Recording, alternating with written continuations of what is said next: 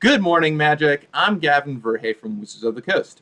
And today what we are doing is something very exciting. We're going to draft Commander Legends on Magic Online. So this is a little sneak preview of what it's going to look like when it hits Magic Online next week. And to do it, I have brought with me a host of people from the Magic the Gathering design team who are going to be drafting it with us. So we're going to get to draft it and then play with the people who actually helped work on the set with me.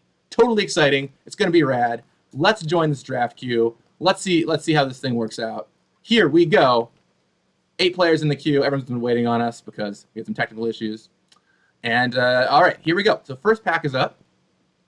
So we got to scroll down because there's 20 cards in the pack. How exciting! So here's what we're seeing. I can actually make this bigger, which I'm going to do. All right. So we get 2 legends per pack. Looks like we've got Kamal, Heart of Krosa, and Alharu, which is pretty exciting. Oh my gosh, resize window. I believe in you.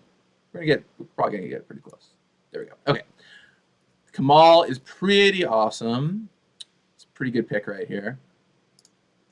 Could also grab Imperious Perfect. That's a really nice one. Azure Fleet Admiral is nice. Gives you the Monarch early on. Monarch is great in this format. I really like the Perfect. I mean, if you go down the black green elves deck, this is like the card you want to have. And this Kamal is like pretty hard to say no to. I haven't drafted this card limited in a long time. It is 8 mana, but it seems really hard to beat this card. So I think I'm gonna take this Kamal. Remember, you take 2 cards at a time, right, in Commander Legends. So I think I'm gonna take this Kamal. Is prioritizing partners a thing? We got tons of time in the draft. I'm really not worried about finding what I need. But this is a mythic rare partner. I'm not really gonna get another shot at it. That's pretty sweet. So I'm just gonna grab this Kamal. I think I'm gonna grab this Imperious Perfect.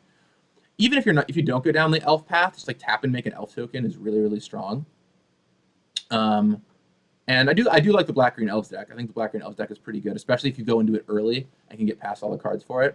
Kamal is not necessarily the ideal elves partner, but it still overruns all of your tokens. So seems pretty fine to me. Yeah, so I think we're gonna walk down this path. All right, so I have them both selected. Oops, that was not the button I wanted to click. I have them both selected, and we're gonna submit. And let's see what we get. So we took Kamal and Imperious Perfect. On to pack number 2. Okay, so now we're not locked into elves, right? There's still a lot we can do. There's a lot more draft to happen here. But if you do find some good elves, that's great. And right here, what I see is Farhaven Elf, which is a Rockstar Elf. It's going to accelerate us into our Kamal. And I'm pretty sure we're going to want to pick this up. Even if I don't end up elves, Farhaven Elf is just an awesome thing to have. Now, interesting, I'm probably going to want to end up green-black if I go elves. And Armix is a black partner, which is really, really nice. Yes, Puta's Gods, this is not available to the public yet. This will be up next week. This is a little bit of a sneak preview for everybody, which I wanted to show out to everyone in the world. And this will be going up on Good Morning Magic on the channel in a little bit. Okay, so I'm going to grab this Farhaven Elf. And this Orzhov Advocates, if I don't end up elves, this is a pretty nice political card. And the green-white deck is tokens go wide, so it actually does go well with both of these cards. So I'm gonna grab this Orzhov Advocate, I think, and just I can go white if I need to. It's a cool option. And let's snag these. Okay, moving on to pick number 3. What do we got? Here? Let's see. What I really want to see is some Elves Matter cards. So Lissalana Bowmaster is an elf that deals 2 damage to flyers whenever you cast a spell, or an elf spell rather, which is pretty nice. So I'm gonna pick this guy up. There's also another black partner here. Once again, another shot at a black partner. If I do end up going green black elves, we're gonna need a black partner, but I hope I can find something a little more on theme than Casket, which is it's better for the sacrifice deck, not so much the elf strategy. Also, there's no guarantee I'm gonna end up green black. I could go green white. I got this Orzhov Advocate already. Here's what Lissalana Bowmaster does. There we go. Zoom it up nice and big for everybody. I'm gonna grab this Bowmaster for sure. If I wanted to go into another color, also this Vow of Lightning is great. +2/+2 first strike, can attack your Planeswalker. Awesome for this multiplayer format. Remember, we're gonna play a multiplayer 4-player game after this. So you think a little differently than normal one-on-one draft when you're doing this kind of thing. All right, I'm gonna grab this alt card is also like a total sleeper. It's a little worse than if you go down the elf path though, just because you're gonna have cheaper small stuff in your deck, but it's still really nice. I'm gonna grab this Lysolana Bowmaster, and I think just to keep my options open, I'm gonna grab this Vow of Lightning. Could go green-red always too, right? Once again, nothing says I have to go elves. Farhaven Elves is going to go in anything. Perfect's going to go in anything. Kamal's going to go in anything. So let's just snag these. Okay, well now I see some stuff that makes me want to go elves. I've got this Eyeblight Massacre, which is a sweeper for all non-elves, which of course is awesome in an elf strategy. We've got Eyeblight Colors, which is totally solid, right? It dies, makes 3/1/1 tokens, so it keeps your elf strategy resilient, even in the face of removal. And there's also another Lysolana Bowmaster I've got a shot at, which is pretty good. So I'm definitely gonna grab this Eyeblight Massacre. That goes without saying. I think if I want to try this thing out.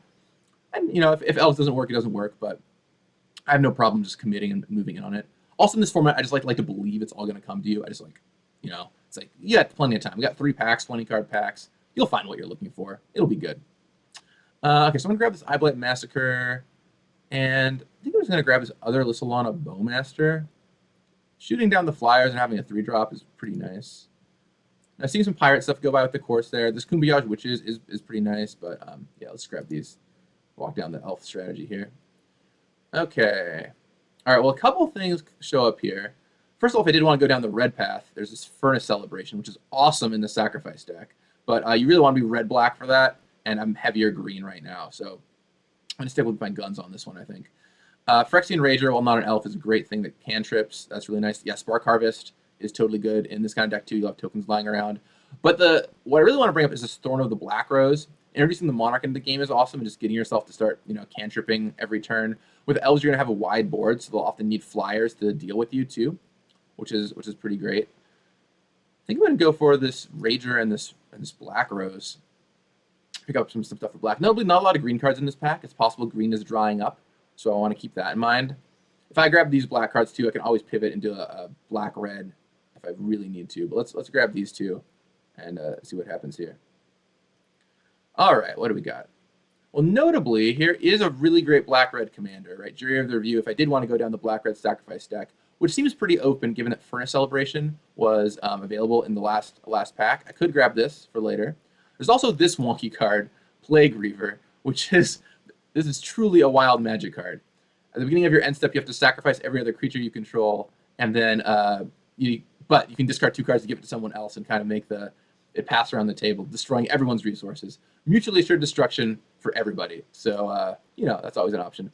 Just in case, because the green is drying up pretty quick, I kind of want to take this as a jury, so I can pivot into a red-black if I really, really need to. I want to stay black-green because I have a really good elf start, but you know, in draft, often you need to read your signals. So I'm going to grab this jury just in case. I don't know, what do you think? Should I try out this Plague Reaver? This card is pretty wild. At the beginning of your end step, sacrifice each other creature you control. Discard 2 cards, sacrifice it, give it to another opponent. This card is kind of hilarious. I don't know. If you do go into the sacrifice deck, maybe that's good. Probably not. Probably not. I don't know. It's sort of a sweeper. Sweeps in hand. I don't know. I'm just going to take it. Let's see what happens.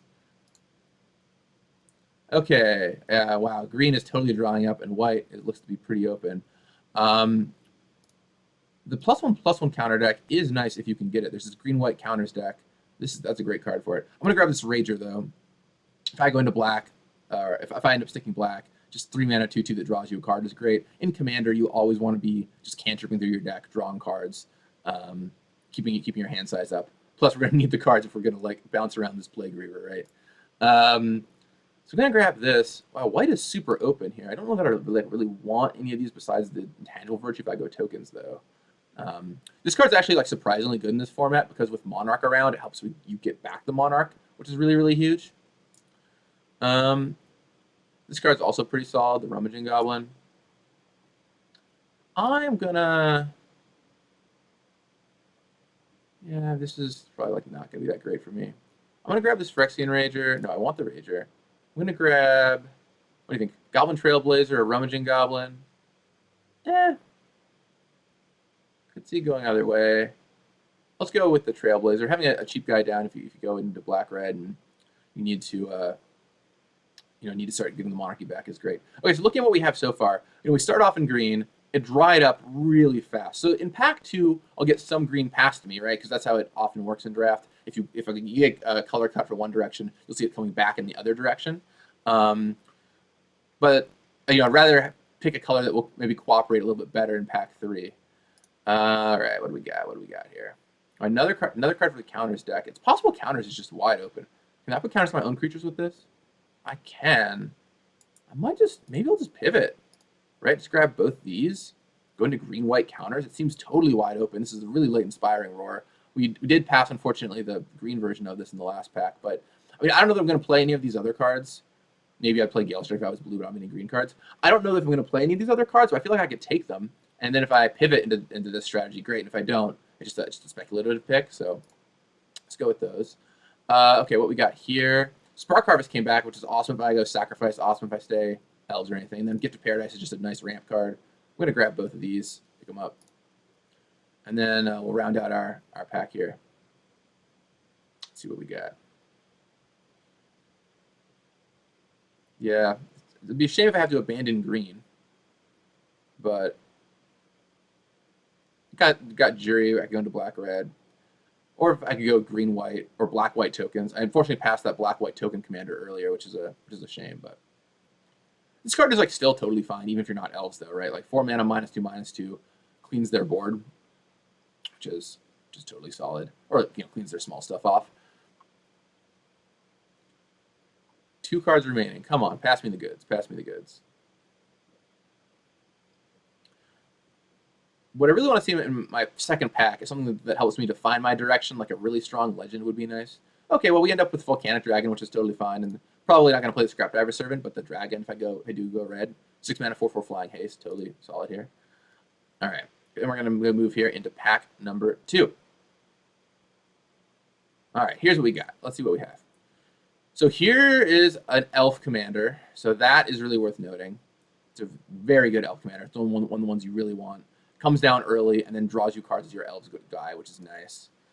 If I did want to go white, this is good for the Aura Equipment deck, so not so much for me. We've got Reclamation Sage, which destroys an artifact or enchantment. This is a totally solid elf to have around. We've got another Farhaven Elf. Now keep in mind that in Commander Legends, you can play multiples if you draft them. So this second Farhaven Elf would still be pretty good for us.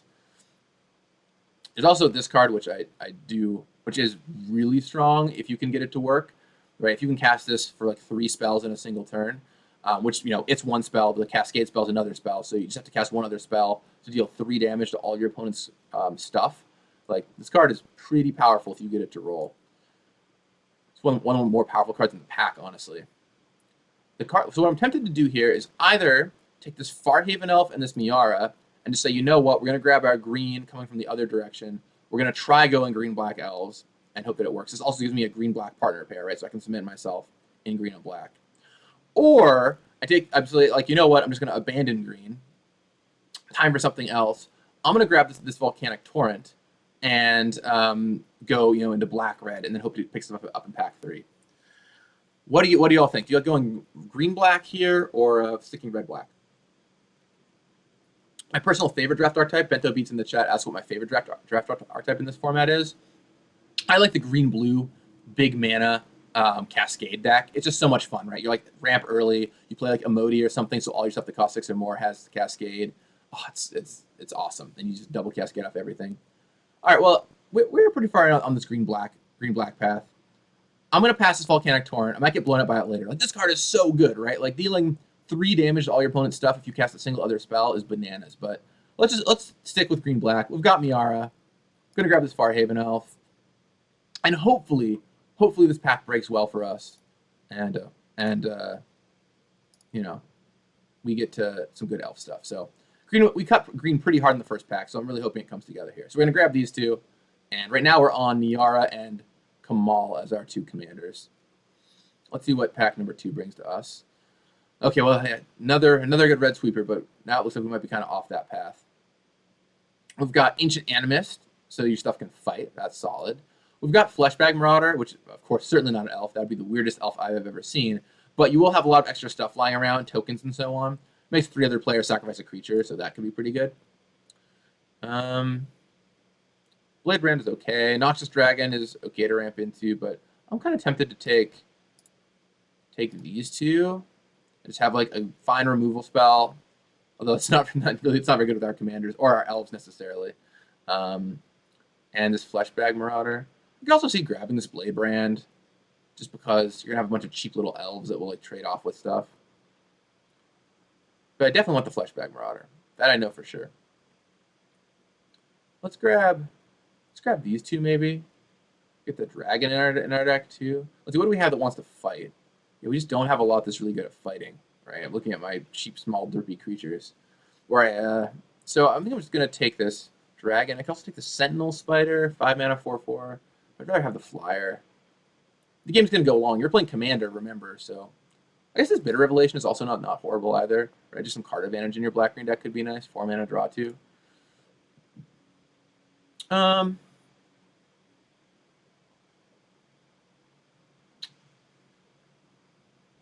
I'm going to take the dragon. I think the dragon and the marauder will do some good stuff for me. So there we go. Grabbing those. What do we got? All right, pack number 3 this round. Okay, this is great. It's really good with all your elf tokens. Whenever a token you control leaves the battlefield, each opponent loses 1 life and you gain 1 life. That's really nice. You've got this, which is a great elf. So I feel like we got some elf tools here. There's the black ones, which is a little too bad because what I really wanted to do was find the green stuff this go around because I think I'm getting cut on green from the right side. I'm also going to be getting cut on green from the left side, come to think of it. There's not a lot of green floating around in this pack either, just this natural reclamation. But I'm willing to just grab these two black elves and see what we do. Ghastly Demise is a solid removal spell, but I don't need it now. We have a Spark Harvest already. This Path of Ancestry could actually this might be the ticket too. Because if I'm playing an elf commander, and I'm casting a lot of elves, this could let me scry a bunch over the course of the game. And to boot, Path of Ancestry, like I'm going to have more than enough playables usually in this format. So actually, I think I might want to take this. I don't have that many tokens for the Nightblade. Oh, it's so hard to pass up these 2 cards, though. Like, they're both really good in the Black Elf strategy. The Path is so good, though. Like, I'm going to have enough playables anyway. I should take the Path. I should be disciplined and take the Path. Then it's just the Nightblade or the Huntmaster. I don't have, like, that much in the way of tokens. I think I only have this Imperious Perfect. This is, this is like the crossover green-black tokens, white, or green-black elves, white-black tokens card. So I'm just going to grab this Huntmaster and this Path of Ancestry. The Encore on the Huntmaster is really strong, so let's grab these. The thing about this format is you're just going to have enough playables. You're going to draft so many cards. You'll have plenty of cards to play with. So I like drafting lands for just so you have something to roll with. Okay, well, here's something pretty interesting. So we've got this Finclan Fugitives, which is an expensive elf, but a big one. It's really pretty nice. But the card I really want to point my attention to in this pack that you could talk about is Kolfener. So Kolfener is white, black, green. So if you wanted to stretch into a 3rd color and you wanted to not maybe go elves and just go like, hey, white, black, green value with some sacrifice stuff going on, which we have a little bit of, we could just grab this and do it. Oh, someone's asked me to chuck the cards that we're not playing into the sideboard here, which I can do as well. Let me pull this up. Don't need you, Scrapdiver Serpent. Don't need you. I think we're going to pull the white cards out too. I don't think we're going to play these. You never know, but all right, good call. Thank you. Here's what we're looking at right now. Yeah, this Kolfener, if you grab it and you end up wanting to go white, you could, but I don't have a lot of white stuff I really want. This is only like a backup strategy if you really need it. On the flip side, though, like I want to take this Finclan Fugitives as a really big elf that can finish the game with the Encore. The game's going to go along once again. This little elf Salamander rogue will do some good stuff. There's not a lot else that I like really deeply want from this pack. There's like the Silverback Shaman, which is okay, but not really what this deck is doing. I'm tempted to just take this, and then if we do want to pivot into white, we can. And with Path of Ancestry, like it still fixes your mana, right? I'm not gonna have a lot of Tree Folk in my deck, but I'm gonna grab this Kolfener just in case, right? You never know. I like to keep my options open, so I'm gonna grab this. If we do go green, black, white, we will. We'll use this. We probably won't, but I just like having it as an option. Okay, here we go. Let's see what we got. Okay, well now we got some stuff that's I think pretty firmly solid in the green black deck.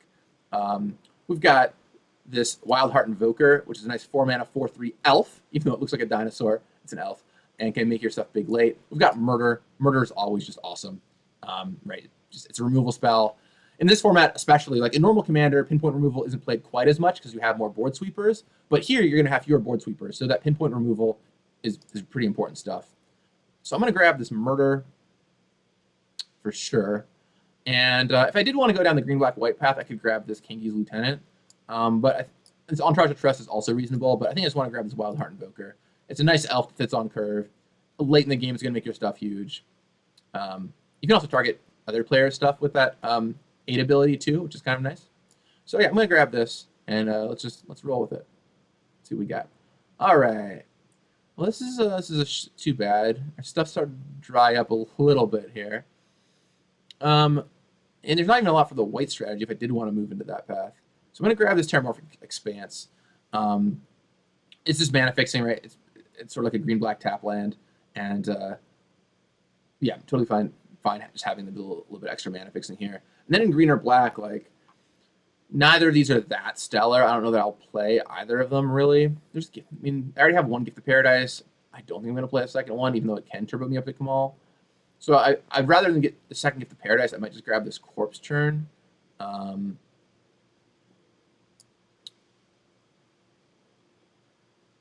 Yeah, it's not. Neither of these are really that stellar. Don't know that I really want to play another Gift of Paradise though. So I'm just going to grab these two. I I could grab Return to Dust. So I think I'm going to go into this white Kolfner deck. But maybe I will. I mean, you never know. I could end up on the white Kolfner thing. I don't think I'm going to play this Corpse Churn. I'll just grab these. I'm going to move this in my sideboard for now. But oh boy. Well, now, why is it all in one pack? Why is it always like all in one pack? So here we are late in the pack. We've got Lissalana Bowmaster. We've got Fleshbag Marauder. We've got Cumbuyage Wishes. All three of these would be good here.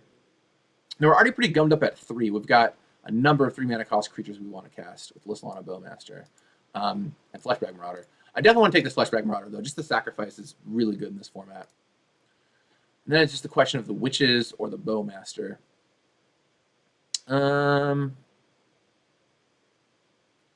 Yeah, I mean, they're both good. So the thing about this Miara is I'm always going to have a 2-drop. I actually don't even need like a ton of 2-drops because I will always have this on turn 2. Now, 2-drops do help fill out your curve later in the game, but the fact I can always jam this on turn 2 is just super nice. It makes me need 2-drops just a little bit less. But man, I am super gummed up on 3s. I don't know, what do y'all think out there in the chat? Witches or Bowmaster?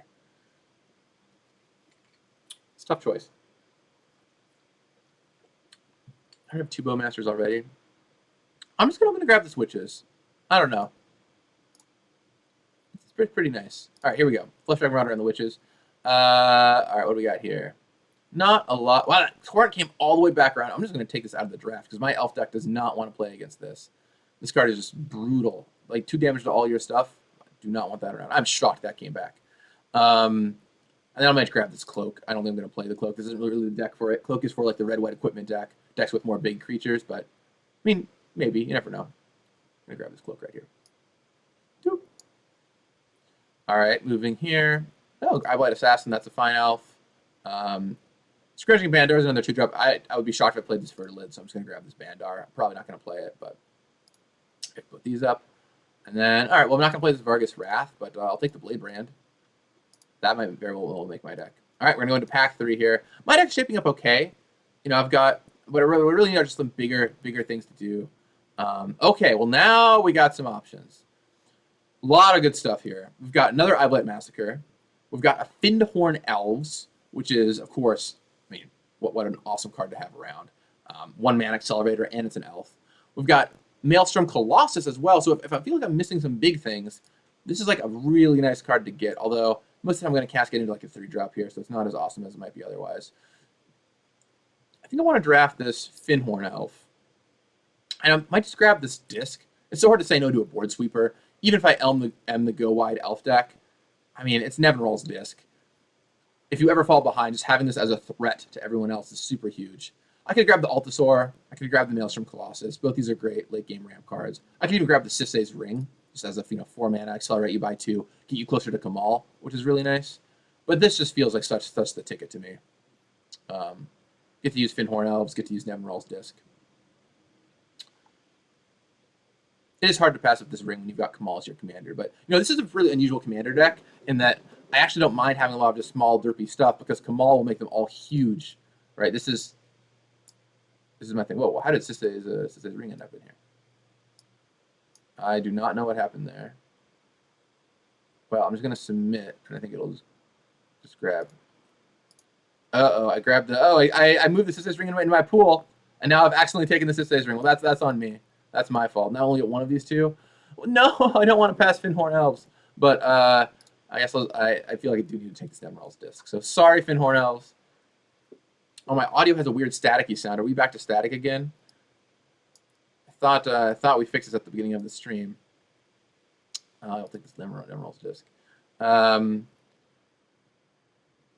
So if you're getting static, I will try and fix it as I'm between picks here. Let me know if you are still getting static.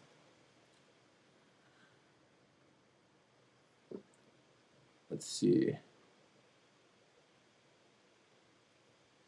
All right, I'll try and do some work on it here in between picks. A little staticky, people are saying.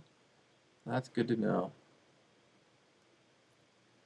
Yeah, I do not know about OBS. That's the problem. Maybe if I turn down this, does this sound any better? Does this help get rid? Or do I just go quiet if I do this? Is this any better? If this is any better at all, let me know. I'm gonna grab another Eyeblight Massacre here. I'm gonna grab Thorn of the Black Rose, maybe too. Is this yeah better or worse as far as sound goes? If you're out there in the chat, let me know. I'm gonna grab Eyeblight Massacre and Thorn of the Black Rose here. I think not better. All right, I'm just gonna pull that back up. I apologize for the static. I don't stream often, so I'm really not used to exactly how all this stuff works. I'll take a look at it in between games, perhaps, or in between the draft and games. All right, so we've got Eyeblight Massacre here and Thorn of the Black Rose. I'm just going to grab both these, and here we go. All right. Well, Ivy Lane Denizen. This card's pretty nice for your elf deck. It's an elf that also grows all your elves when you play more elves, so I definitely want to pick this up. Yeah, Salt Eye Guy. There was some static at the beginning, and we worked through some errors to try and fix it up. It's still not perfect, admittedly, but without doing a bunch more setting trickery. It's funny. I tested it all last night. It worked out great, and then of course today we have this sitch. Well, I'm gonna grab this Ivy Lane Denizen. It's weird. My deck, normally in Commander Legends, your deck does not look like this with a bunch of multiples. It's very weird that I'm just getting all multiples of a lot of the same cards. But this Phyrexian Rager is pretty good. I also grabbed this Undergrowth Stadium. It's not like an exciting card, but it is a land that'll help my mana out, which is nice.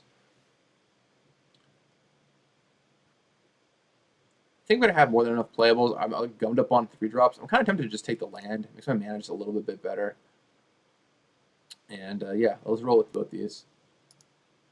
You're just always going to have enough playables. He said shortly, probably before being short on playables. No, I'll have enough playables. Okay, well, I can never say no to a 2-mana rock. I haven't seen many of this draft.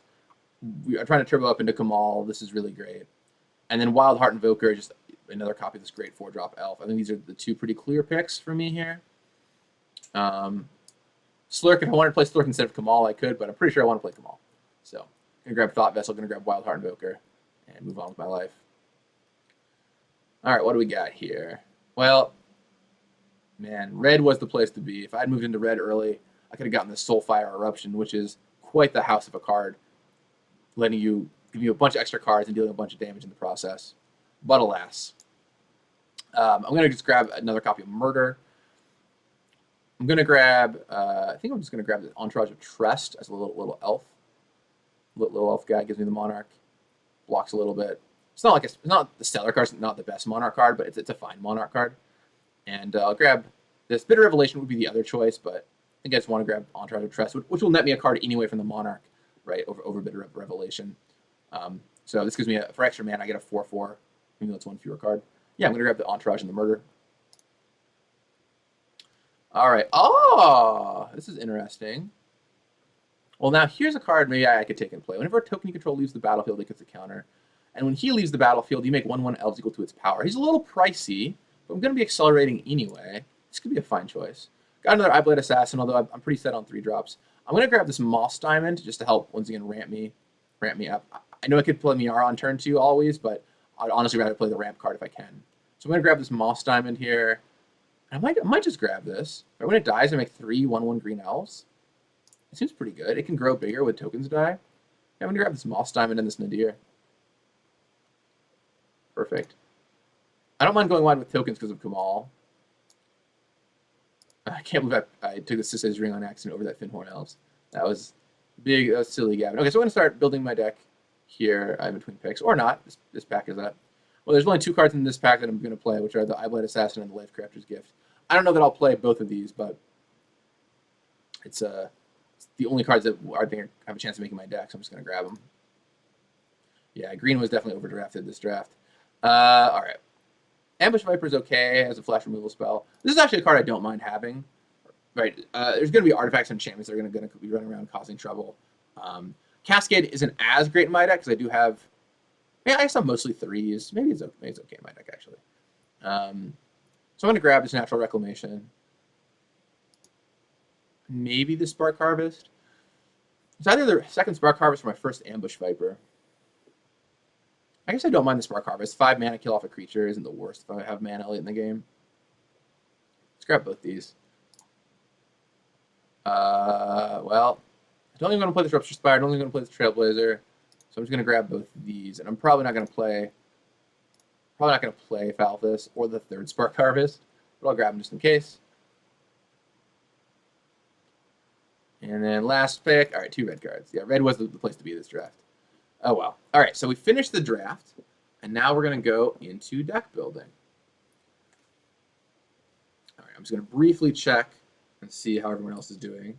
We've got 8 great others in the draft from Wizards. And okay, it looks like the draft worked for everyone else, which is great. And after this, we're going to be joining a game with 3 of the other designers on the team.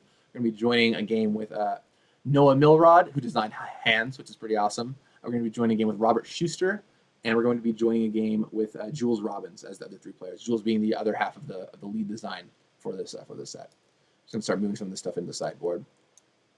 Move this here. Yeah, this is a very unusual deck, and I've got a lot of multiples. That is very rare for Commander Legends. But I guess when you're elves, it might happen more than normal, just because you want to grab multiples of like some of the cards players don't want. Like Lissalon Bowmaster is a card that's just going to float to you because if no one else is playing elves, it's not really a card you want to play. Okay, so here we go. Here is I haven't seen this before, the Add Prismatic Piper button. That's great. Okay, so we have our deck here. I'm going to take out some stuff. Haunted Cloak is going to go away. So normally you want about 25 lands in this format. So there's still plenty here I can cut. I still have room to play. So my commanders are going to be Miara and Kamal. I was wondering why I was saying all my cards were ineligible. Now I know why. Now it looks a little happier. So Miara and Kamal. Little team up of the little 2-drop and the 8-drop. I don't know what story is quite happening here, but I love it nonetheless. I'm also let's see. I'm just gonna let everyone else know that I'm deck building. All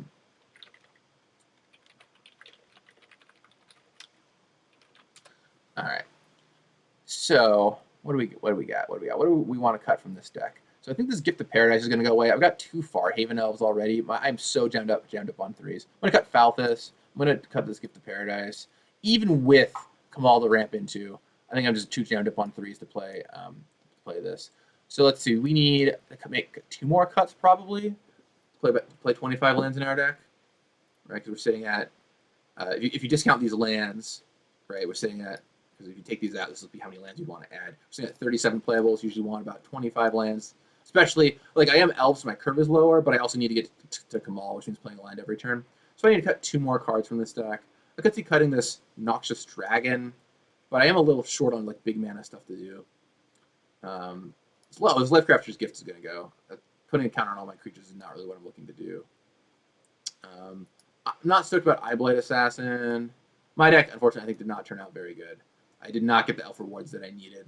I moved in early on elves when it probably should have stayed green-black, but it just means you can draft again, so it's all good. Yeah, so the cards I'm thinking about cutting. Normally, when I'm building, I just like pull over cards and I'm thinking about cutting. These are all my potential cuts. Noxious Dragon, I think I'm going to want to keep so I have an extra 6-mana card. So it'll be the Assassin's Blade Burner Spark Harvest. I have so many 3-drops that I think I can safely cut at least one Eyeblight Assassin. And Blade Brand I think I'm going to want just as a combat trick, and because I've got a bunch of small derpy elves in my deck anyway. This is always a removal spell, which is nice. I still don't know, by the way, if this card is good. I truly have no idea on Playgriver, but we're just going to play it and find out. My philosophy with cards, if I don't know if they're good or not, is usually just to play them, and then we'll learn. Well, I guess this is 25 lands, right? Because cut enough cards to get to 25 lands, so I think I'm just going to roll with this. I could play this if I wanted to. It is good with the trample from Kamal, but it's not really good with Miara, and by the time Kamal comes out, I'm going to be in good shape anyway. I don't really want the Haunted Cloak. I think, although playing Kamal and giving it the Cloak is nice, but otherwise it's pretty weak in our deck. Eyeblight Assassin, yeah, if I could go with those. I could play this Lifecrafter's Gift. So Lifecrafter's Gift is not great, though. I mean, it's just going to go wide, put counters on all my stuff. Meh. I think this is what I'm going to roll with. 25 lands, and this is not my best work, I got to say. Hopefully everyone else drafted more exciting things than this. But I'll roll with it, see what we can do. I do still have to cut 2 cards. Right, because I'm, it's 58 plus 2. That's what I was doing wrong. Hold on a second. I'm just going to cut these right here. And I'm just joining the call up with everyone else. They'll hear me any moment now and say hello.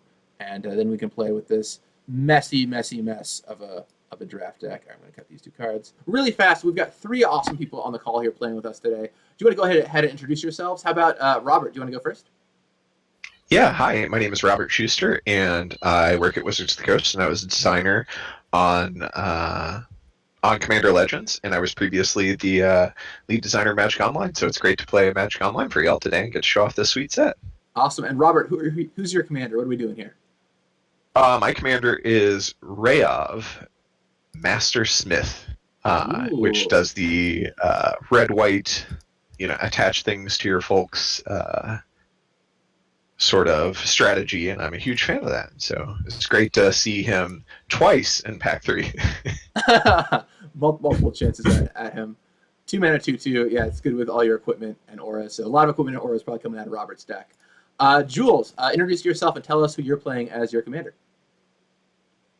Hey, I'm Jules. I'm a game designer working on Magic, Red Council of Colors member, and I was lead set designer on Commander Legends. So very excited to have this set be real and decided to draft a really weird one for you. I've played all of the normal archetypes a lot. So I've got Ichtekik, Salvage Splicer, with Malcolm Keen-Eyed Navigator for a little bit of sack my treasure and grow my golems trial.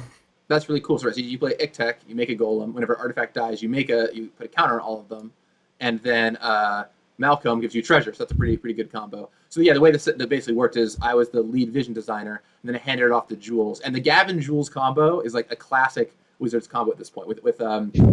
Jules was on my Battle Bond team, which was fantastic. It was great to work with him. I handed off Arch Enemy Nicol Bolas to Jules. I handed off, we've been on all kinds of commander teams with him. So Jules, really great to work with. Always love working with Jules, and super happy to have him here. And then finally, Noah, introduce yourself. What is it you do at Wizards, and talk about your commander. My name's Noah. I do work at Wizards of the Coast. I am a digital product manager, so I help manage some of our platforms and third-party relationships in the sales department. And I was also a vision designer for Commander Legends in the way back when days of this product. and I'm going to be playing Belvey, the Corrupted Observer.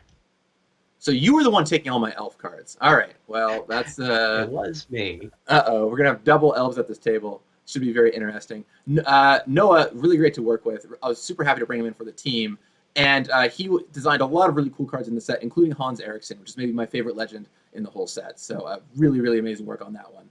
And then just for you all, I'm playing the classic little duo of the 2-mana Miara, Thorn of the Glade, and the 8-mana Kamal, Heart of Krosa. So we'll see how well this works out for me as we play through here. I'm gonna go ahead and mulligan this pretty bad hand. Hopefully we find something better. Oh no. Oh no. Well, I'm gonna take a real mulligan down here too. Oh my gosh. Okay, well this is at least a little more serviceable. I'm gonna keep this. Did anyone else mulligan? Am I the only one? My deck loves me. Perfect mediocre cards. Oh my gosh. Already My off to a deck good loves start. me, so we're good. All right, I'm gonna put that on the bottom of my library, and we are off to the races. Here we go. A little bit of Commander Legends on Magic Online action. How did you all's drafts go? Do you feel good about your decks?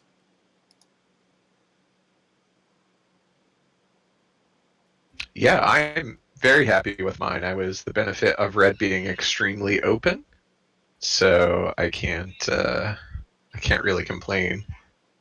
Yeah, about we were talking about that. Oh yeah, make this mod smart. We were talking about that during the draft. Red was open, and I had a few chances to move in, and then I just didn't, which in retrospect might have been a poor choice, but I kept feeling like someone else was taking all my green-black elf cards, and I was right. So I feel vindicated in being correct, but also very sad because it means that Noah probably has a better elf deck than I do. Mm-hmm. All right.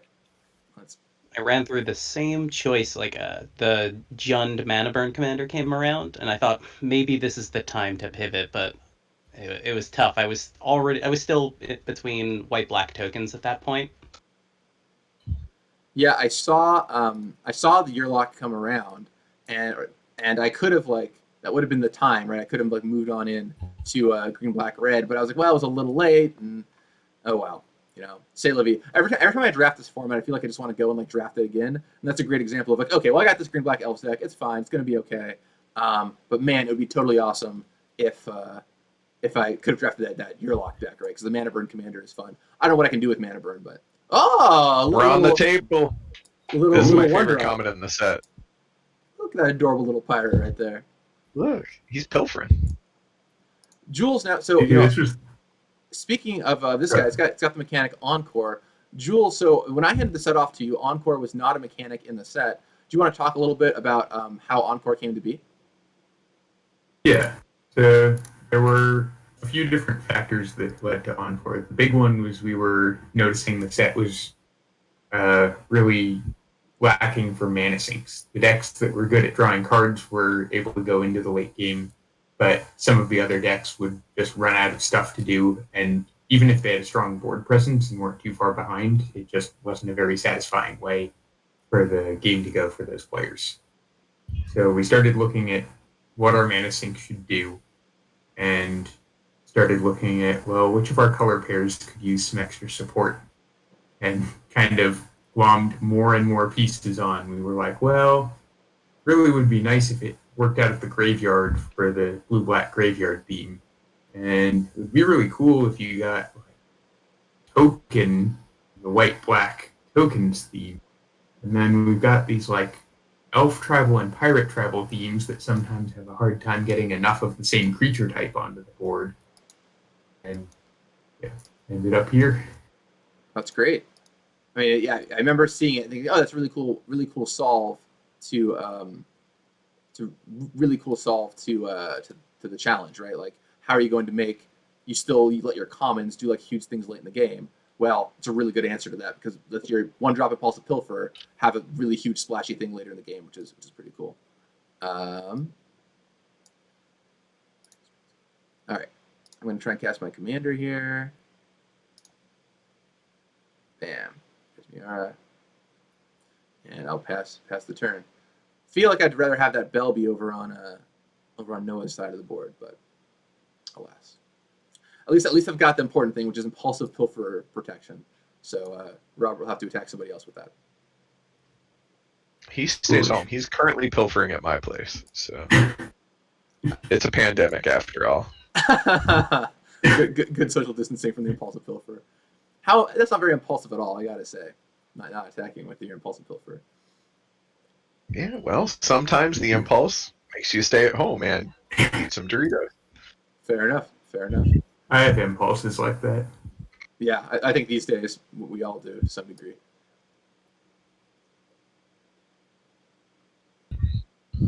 Wow, yeah, hitting people with Belby in play is a real big game. You get that extra mana. All right, Malcolm comes down. Now you also added the pirates into the set too, Jules. Like, why pirates? Like, how did you end up there? Yeah, so a big piece of this was based on colors. Initially, we'd had a sort of instants and sorceries theme in blue and red handed off from Vision, and we were having a really hard time making it work when we decided we needed to add more artifacts to the set so that there would be enough colorless cards that all sorts of draft decks would want to fight over. Mm-hmm. And so we were looking for something new to do in blue and red, and we realized it didn't overlap either of the elf colors. And that meant we had an opportunity to do another tribe. So we started looking at tribes that were plausibly in blue and red and really exciting to people relative to how playable they were in Commander, something we could add more cards to really take the decks more tables, I guess. Did you consider ever adding black pirates into the set as like a little extra thing for all the people with Grixis pirate decks out there? I know a lot of folks have asked for like, oh, were there any black pirates that you considered? Yeah, we looked at it for some amount of time. Ultimately, we felt like it was going to, in the course of drafting, lead someone who was drafting blue-red and then one of the colors dried up to just always shift towards black too often instead of having sort of an equal chance of shifting into the other three colors. So we didn't end up doing it. That makes sense. That's one of those like tiny things that like as a designer you really notice, right? It's like when you're thinking about it, you might not have noticed that off the cuff, but when you're drafting, it makes a huge impact. Like having those black pirates around that can really change the course of a draft and maybe make a color pair overdrafted or make it a little too easy to pivot out of it. So that's an important note. So what happened in the meantime? So Noah cast his own Ictac. Jules isn't the only one running it. He attacked me because only one elf may stand, I guess. Wow, that's scary. Well, I would like the opportunity to get 2 mana, so I'm gonna attack Robert with this Miara. What the heck? Look, Aggression is unfortunate. I can't say no to the mana. We'll off find this out Belby. about 2 mana up. It's fair. I think it's awesome that Belby, who was like kind of a political character in the story, is like a political commander too. It's like, yeah, just go attack everybody else, right? Cause some battling to happen. All right, so you're blocking with the impulsive pilfer, and little pilfer Sometimes dies, you pilfer. which means Sometimes you you get a nice get pilfered. Yeah. Yeah, Belby was definitely one of the harder commanders to massage into the right shape, but really happy we got to do this little like Eladamri's Vineyard callback. Oh. Yeah, right. Also, Belby, I believe, is the daughter of Eldamari. Is that right? In the story? Mm-hmm. Right, so it's a really cool like connection to that character. All right, let Belby resolve, and then with my mana, now that triggers off the stack, here comes Lissalana Bowmaster. So Flyers, Malcolm, watch out. Malcolm. Yeah. Be wary, Malcolm. Be very afraid. I like that you have the axe in your deck, Jules, to help out with Malcolm too. That was a really cool ad. This does all sorts of weird stuff, but I'm excited to have a pirate golem to work with both my commanders. Yeah, right. Yeah, Modern Horizons wasn't out yet when this set was finalized, so you probably had to like look ahead and be like, "Oh, right, this is really cool." What? Blasphemous Act? I'm acting out because somebody attacked me. Wow, that was unexpected. Fair enough. Indeed. What y'all get? Well, now I just feel silly. I'll put Mirror back in the command zone. Whenever someone casts like a turn 3 board sweeper, I'm just like, they have another board sweeper in their hand. Like, how afraid should I be right now? So, Hey, all red right. was open. Oh my gosh, it totally was. It totally was. Robert, what's a card that you designed in the set that you liked a lot? Oh, Explosion of Riches. I love the everybody else gets a chance to draw a card along with you, and then wacky stuff happens mechanics. It was a really difficult design challenge to wrap my brain around. I made a thread about it on Twitter because it's sort of like the way you resolve it and the order you resolve it in changes people's decisions. So, active player gets the first priority, and then it goes in turn order after that. So the pressure of looking at other people and asking them, do you want to draw a card? Well, if you do, 5 damage will come out. And then the next person in line being like, well, yeah, sure, but you already drew a card, so now I want to. So it usually tends to cascade into a bunch of people drawing cards, and that's fantastic. Right, they all draw, because what are the odds you're going to take damage, right? No problem. Right. And then Yeah.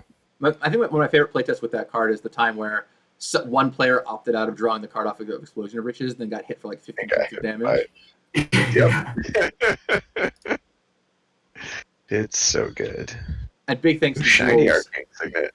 Big thanks to Jules for leaving that in the set. I know a lot of that was part of a larger mechanic, this like bribe mechanic that was in the set, and I know a lot of that got cut out. But I'm really happy that Jules that you kept that card, because I know it brought smiles to all of our faces. Indeed, yeah, it was just too much fun to take out. You remember its original playtest name?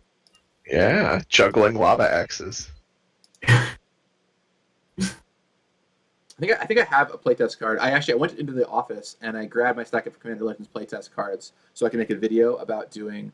I can make a video about doing all my old playtest cards. Like, here's what some of the older designs were. Here's what the playtest names were. And I think I have one of those around here somewhere. I'll have to think of a picture and send it to you, Rob. I think I have a version that's called like that. Fiery Lava Axe of Doom, but it went through like a number of different names. Yeah. I remember it as Bribacks of Doom. Bribacks Nice. of Doom, yeah. That was there too. Yeah. Let's go Yeah, play my command. When you're playtesting, you get to give cards some wacky playtest names. Salta guy in the chat says the answer to Explosion of Riches is always yes. So yeah, absolutely, right? Ask the question, are you an opportunist or an optimist? Mm-hmm. It's kind of like the new pay the one, right? Do you draw the card? Of Right. course. No problem. Right. All right.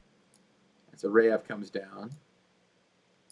No equipment yet for Robert, Nope. but that could show up at any point in time. Jules just exploding on the mana front here with that 6 days Yeah. too. I'm jealous. What to do now, though? Everybody's got rings except for me. All right, here it comes. There's Malcolm again. All right. Again. Going for Malcolm, take 2. Hey, if you need mana, you need mana. You gotta cast your do enough to cast your Ictac somehow, right? Exactly. What inspired this Golem commander, Jules? Like, this is kind of out of left field. Yeah, so when we decided to add a bunch more artifact spread, I think it originally had been a theme in blue and white, and we went, maybe this should be something in 5 colors so that everyone can have some opportunity to want to pick up a bunch of artifacts. So we started trying to come up with a partner in each color that would reward you packing your deck full of artifacts, energy cards. And some made a lot of sense. We had black and Glacian, and white and blue often care about artifacts anyway. But green didn't as much. So the common we added to the set to give green some incentive was Molder Beast, that cares whether your artifacts or your opponents blow up. Mm-hmm. And so we were like, maybe we can do a commander in the same vein that'll still feel somewhat green that way. And then, like, how should we do that? Oh, what about Splicer? And originally, Ictec just grew zone power toughness, but We realized there was a pretty cool opportunity here to give a little sideways thing, needing too much out of the set, because we already had a few golems among the artifact creatures. Yeah, right. There's like the 5 mana 3/3 golem, the golem artisan, for example. All right, well, I'm going to play out the Celestial Marauder, kill off some stuff. The Splicer cards from, Scars block are just, to me, some of the like coolest, storytelling cards from that era. So I just think it's great that there's a commander that allows you to, partner with somebody else and then play all the Splicers you want, because those cards are great. I just feel like with this set, it's just like, what if we did a blink? It's like, that's in the set, and just like Right. Golem Tribal, yeah, sure, let's do Golem Tribal. Why not? All right, I can remember a good dozen commanders that were fun but didn't fit the draft themes, so I just constantly try and cram them into other sets. Yeah, right. I have a ton of commanders that I still want to get made somewhere, and characters too. I'm pretty sure I can make an entire Commander Legends 2 just out of characters players have asked me for that aren't in the set. That's how many different characters are people are looking for. So maybe someday if the set works out, we'll do another one. I know I would like to. Noah, what's one of your favorite cards you designed in the set, and maybe the story behind it? On now with me. So obviously we've talked a lot about, or I've seen a lot of internet chatter sort of about Hans. That's one of the few that really hasn't changed a whole lot since the very beginning. It is very in line with my playstyle. It's sort of a sweetheart design for me in that it encourages a straightforward, sort of reckless approach to Magic, but also is powerful in its own right. It's been really satisfying to see it get this far into the process, all the way to print, and I'm excited to build around it. There's a couple of other sort of amalgamation cards that I recognize from the beginning stages of design. One in particular pops out to me is Profane Transfusion. Creating a giant horror and playing a political game and making big swings. Those are super exciting to me. Really, that whole cycle of the big splashy spells at Mythic in each color. I know they've been through a lot of iterations, but at each stage they've been pretty splashy and exciting. Wow, there's a lot of encoring going on. Yeah, but it's time for the Pilfer to come back. So this is the cheapest Encore card I think in the set, right? I have 1 mana to cast and 4 to Encore. So this is one that actually comes out a little earlier than that late game stuff, which is important. Prefer high value to cheap. Right. Oh yes, fair enough. And it's going to generate you 3 treasures, so that's a pretty nice red ramp card right there. Bargain at any price. Yeah. See, they believe the pandemic is over, so they're going out to see their friends, and let's just watch what happens to these pilfers when they do that. Man, if only Belby was in play, you could have got so much mana. Yep, so much mana. Nakrasissa in the chat says this is the first set that has made them consider actually buying into Paper Magic, which is totally awesome. I've heard that from a number of people that, like, I haven't bought a booster box since Mercadian Masks or something. This is the first box I'm buying. Or, I've only ever played Arena, but, this is the thing I really want to try out, so I'm going to buy a box of Commander Legends. So it's really cool seeing all the community excitement around this set.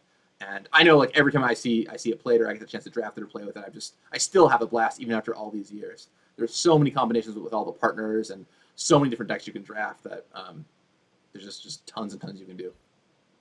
And with things like Spell Table, you can take box or a sealed pool of this and play with all your friends. Like one of my reasons I keep on bugging people at the office to see when I can get a box of this is because I want to get together with other people and play some Spell Table games with a sort of boxing league style approach.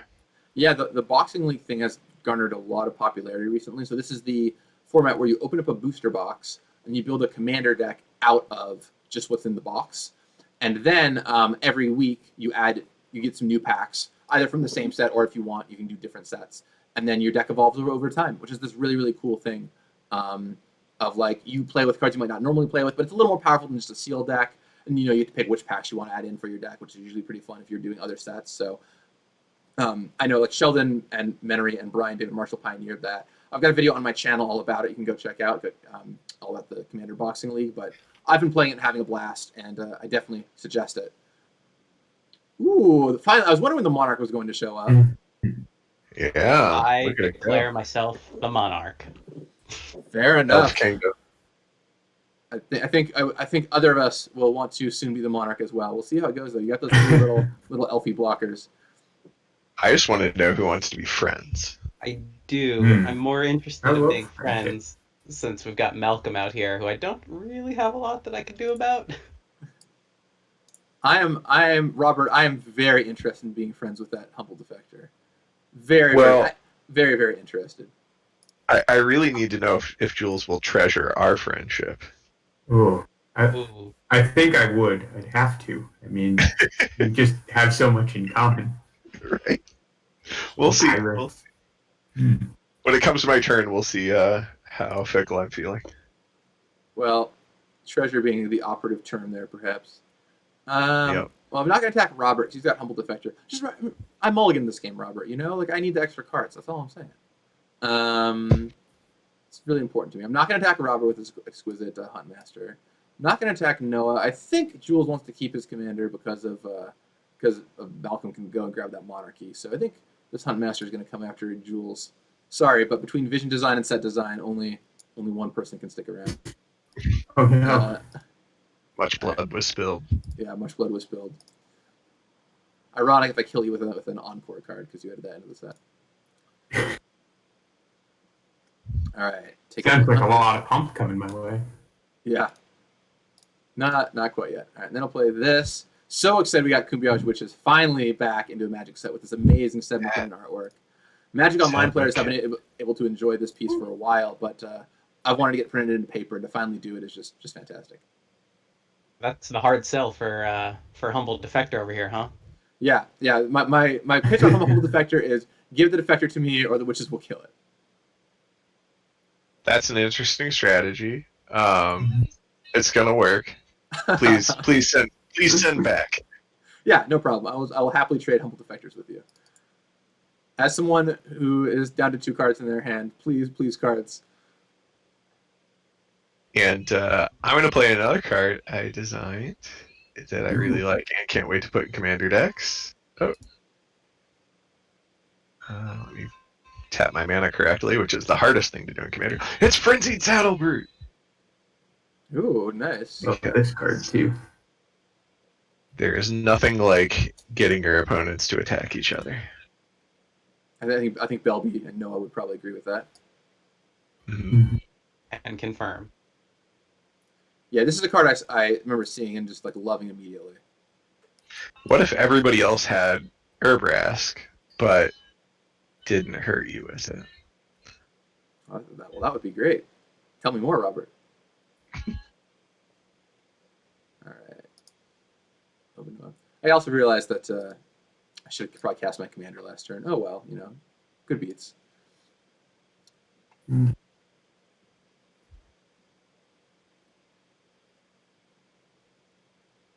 Is it time for a new Monarch, Jules? What do you think? I think so, but we've got to get, now that Rob is some extra treasure out of the deal, right? Skirmish Charter. Rawr. Yeah, for a blue-green deck, I've seen a lot of piratey looking action. Well, you have more pirates! Pirates everywhere! A1Y. Well, if the defector's not coming to me, No, I needed the cards, Jules!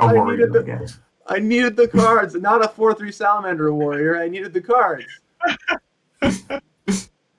Oh, no. The Amphin Mutineer is one of the cards that I think is the most fun to read in the set because it is a journey. It does not take you where you think you're going to go, but at the end of it, you still have fun. Oh, no. Oh. That's what I get for attacking Jules, I guess. Fair enough. Yeah. Jules, There must be consequences. Was this always Salamander-based, Amphin Mutineer?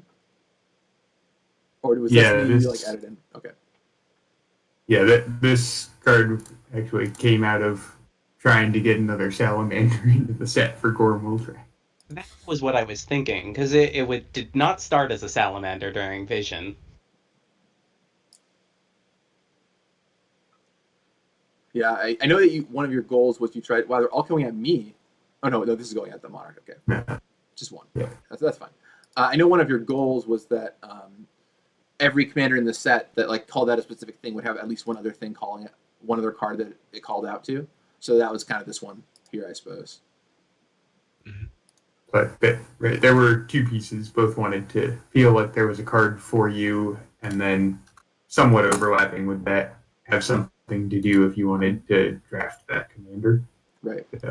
Some of those are subtler. Core Mold Draft doesn't have a ton of ways to turn your opponent's stuff into salamanders. So much is just a lot of non-creature cards you can play to get political. All right, Court of Bounty. When we designed the courts originally, they didn't do something even if you didn't control the monarchy. You really had to control it to come all the way back around. I actually found my original designs on my phone yesterday. But this was a good tweak to make sure that they do something even if you don't have the monarchy. So it's a nice looking Court of Bounty over there.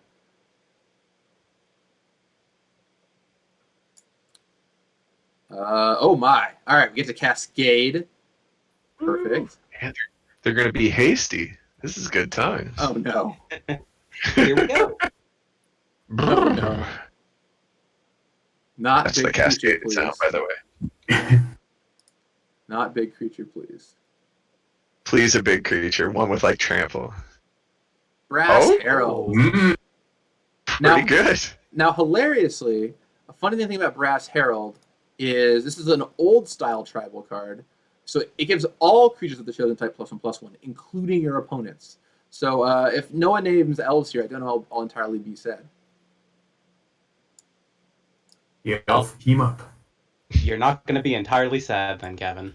Perfect. Granted, only Elves and elves. only The one elf most right ambitious crossover. Yeah. now, but still. Yeah, that elf promises a few more elves down the line. Wow, that's pretty good. 7-drop into a 6-drop. That's like the dream Cascade, right? That's great. What was the impetus, Jules, for putting? I got a question on Twitter about this the other day. For putting Brass Herald in as an old style tribal card that gives everything +1/+1. Yeah, so we definitely generally like to avoid this just because it gets hard to track boards. For a while, we thought we were going to use a different reprint in the spot Brass Herald ended up with, and this is just a consequence of the weirdnesses of making Magic cards where we need to send out for art a lot earlier and needed to use a pre-existing card here. But it's got some upsides too. You get to make fun little alliances sometimes. What was the card you were looking at in this spot originally? And I remember what it was. Yeah, we Not actually. Yeah, worked on this I a don't long time recall. ago. It's been years. All right, well, that's pretty good. Here comes the Brass Herald. Here comes the Annoyed Altasaur. I predict a Monarchy Assertion in the near-term future. Yeah. So no, I just want to, mind you, I didn't hit you for all my damages. Oh, you can just have 6 then. Right, it's fair. Tough but fair, no. Firm but fair. Yeah. All right.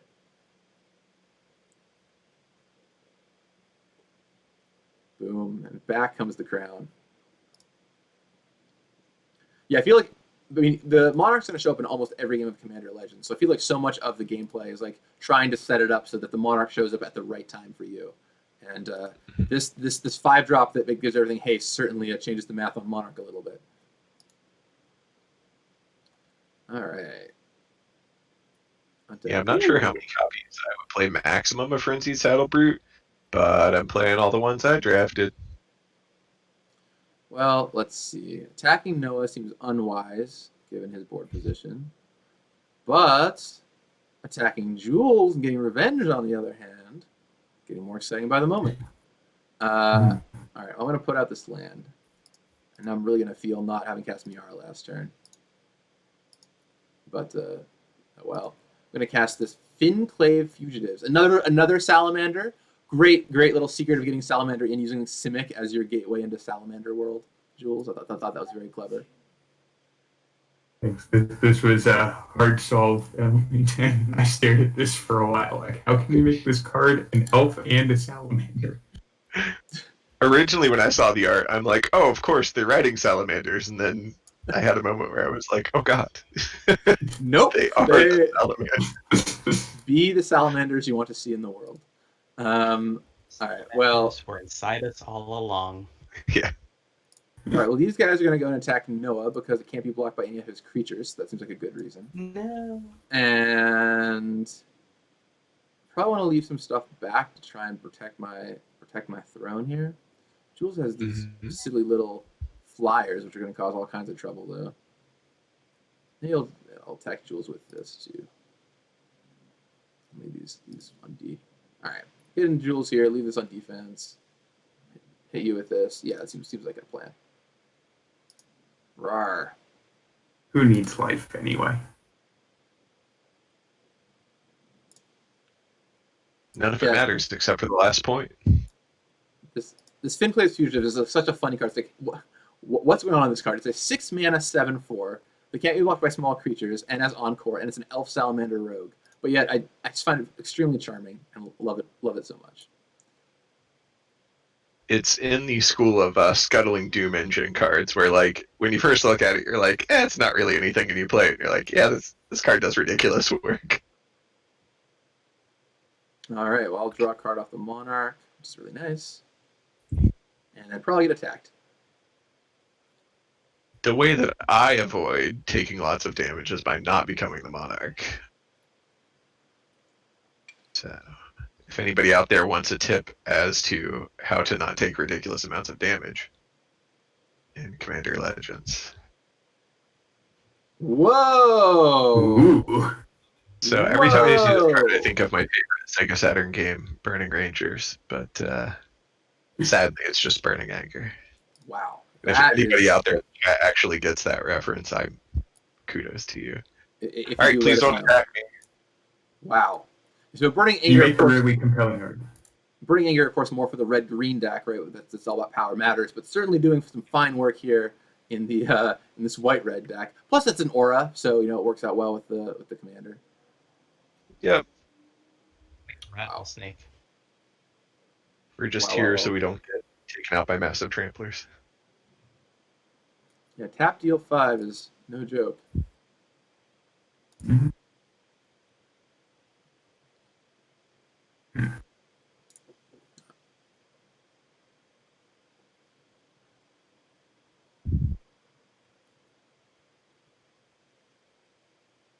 Jules has his universal solvent, though, right? He'll save us.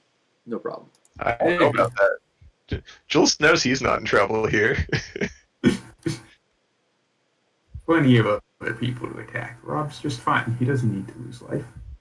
He's got such a nice... I mean, if you need to attack me with a little something in order to get some treasure, I'd even let you. I'm not mean like that. What a friendly guy. Sure does make your guy an elf. Oh, that's hilarious. Oh, no. Oh, no. Yeah. I was like, oh, I don't have to worry about this. I've got Kumbiyaj Witches to take down that kite sail guy when he attacks me. I was so wrong. I've never been more wrong. Oh, my gosh. Every creature type, huh? Including elf for this Brass Herald. Good beats, good beats. Got them all. Every single one of them. And it's attacking me. Well, now I feel double foolish. All right, well. That was like, everyone out there watching this video right now is probably like watching a train wreck in slow motion. Like, Gavin, don't hit OK. Gavin, don't hit OK. Whatever you do. You've talked about how that activates all creature types. You've talked about how the Herald affects everybody. Cognitively, you should be able to put the two together. Nope, absolutely not. I'm sorry. This is yeah, I was shocked when I got priority there because I expected another ability to go on this deck. Yeah. Everyone always says that when you're streaming and trying to be, talk and like do stuff at the same time, you start making play mistakes. Well, they're right, by the way, as it turns out. Yeah. Streaming's hard. Like, I've done a little bit of it for Extra Life and helped with some other, streams that we've done for Wizards here. And so much respect to the folks that make it work. Our influencers out there in Magic and the people that work for us to do video production, and you, Gavin, doing the video for us that gets us through the week. Oh yeah, of course. It's my first time streaming for a Good Morning Magic episode. This is whole new territory for me. Okay, so you played Ictek. You sacked a treasure. Very nice. That pumps up your golem, or pumps up itself, I suppose. Just Dwarf Sax guy. Well, itself and both my golems. I've still got this hat. That's right. This time, the Golem Elf Pirate. This time I was at least wise enough to not activate the witches in response to the first treasure sacrifice because I knew you could screw it again. So at least I did that correctly. Yeah, wow. This Amorphous Axe is doing some good work for you, Jules. Really This is a is. scary-looking Kitesteel Skirmisher. Oh, wow. Wow. That is some nice. All right, I think I know who the threat is, everybody. Gotta admire the work. What, little old me? I just Wow. want to be clear that 10-5's not going to clock me anytime soon, right? No, it's not coming your way. Big fan. Wow. That was definitely the worst non-activation of a Cumbiosh Witches ever. Would have been definitely should have done that. Good beats. All right. No, we get the free land off this court. And hit it this time. Boy. Jules' board suddenly got very scary here. Quite the board. They're fine. They're just hanging out. Yeah, I feel like Jules went from like, yeah, I got a couple pirates to hello 6/6 2/4/4s and a 10/5. It's more of an armada at this point. I just believe that Robert has another Blasphemous Act in his hand. That's what I'm Oh, no, believing I don't. now. Don't ruin the illusion. Right Come now, on. what I have in my hand is a I couple think I cards. gotta do some preventative maintenance over here. Oh, yeah. All right. Deal with that axe, perhaps. Yeah, I think we're getting done with that axe. Big fan. If you destroy an artifact, still gonna get a couple counters. Such is life. You will get your counters. Yeah. And Wow. surely I'll pay for this later. Why would I hold a grudge? I'm not even an elf pirate golem anymore. You have all those +1/+1 counters to keep you warm. That's a beefy golem. I think I gotta try this too. Not quite a Phyrexian Triniform yet. Great. Hopefully we'll get there. Get in there. Noah's serving up all the tricks.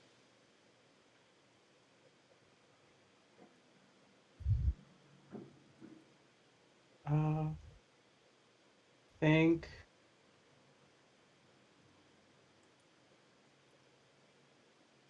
Gavin, I'm about to try and distribute some damage, assuming Rob will let me. But maybe your Kumbaj Witches wanted to get in on the damage jamboree. I will definitely. If it's killing off other people's stuff, I'm interested. So let me know. Oh, what I it can is do very much other people's stuff. Let me know what I can do to help. All right. So that guy is 4, so then we'll only need 3. And I'm gonna need to try and click these again.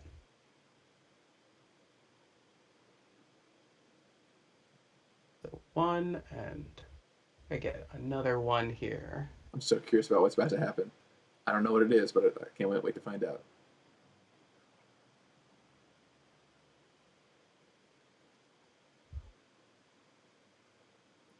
I think, apologies, I am spreading the math around on, oh, there's a +1/+1 counter there too. Jules, why is all your stuff so good? One of the things that's different about playing in a pure digital incarnation of Magic versus your Commander tabletops is that you do have to do everything very literally, and there's no sloppy play of like, Oh no, I meant to put an extra damage there. So cards that you might value in paper face-to-face play on the tabletop are going to be a lot different in Magic Online. So make sure that you're ready to submit your plays when you play them. Yeah, right. I'm not able to actually take advantage of those there witches, but I appreciate your willingness to jump in. No problem. Just gonna be a little monstrous Whoa! onslaught here. All right. Okay. All But right. All right. Killing off I'm gonna try and the clear out. pirates. All right, checking the list here to make sure none of my stuff is involved. Monstrous Onslaught, No, targeting you'll find that. Okay. Yeah, it's exclusively flyers. Rude. Why? But why? Yeah, you've got a reach creature. What are you so upset about? All right. Well, that's at least a little something. All right. All right. So Robert, here's the deal. I got this witches, and you have only one toughness creature on the board. If I can I just if I'm not gonna kill your creature, but can you like not kill my stuff if I don't attack you next turn? If you don't attack me this turn, I will not use my Burning Anger on you.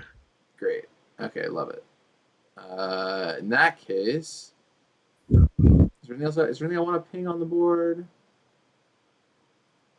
I I don't mean, know. I will point out we could count to 6 on something, but it doesn't look like 6 is quite enough.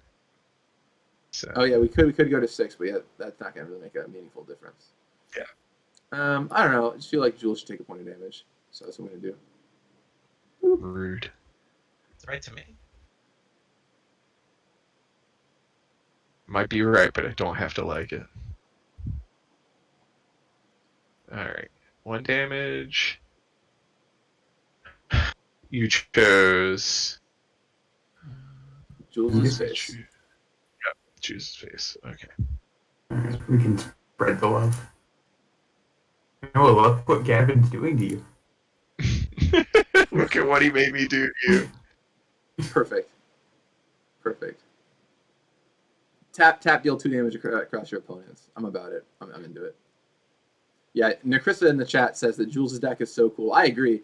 The one thing I love about Commander Legends is, of course, we have all these archetypes nested in there, right? You can draft blue red pirates and green black elves, and whatever, all red white equipment, all that kind of stuff. But there's also just like all kinds of cool partner combinations you can do that are not even close to the actual archetypes. And like no one decided that Treasure Golem Tribal was a blue green archetype, but here we are, and it's totally sweet.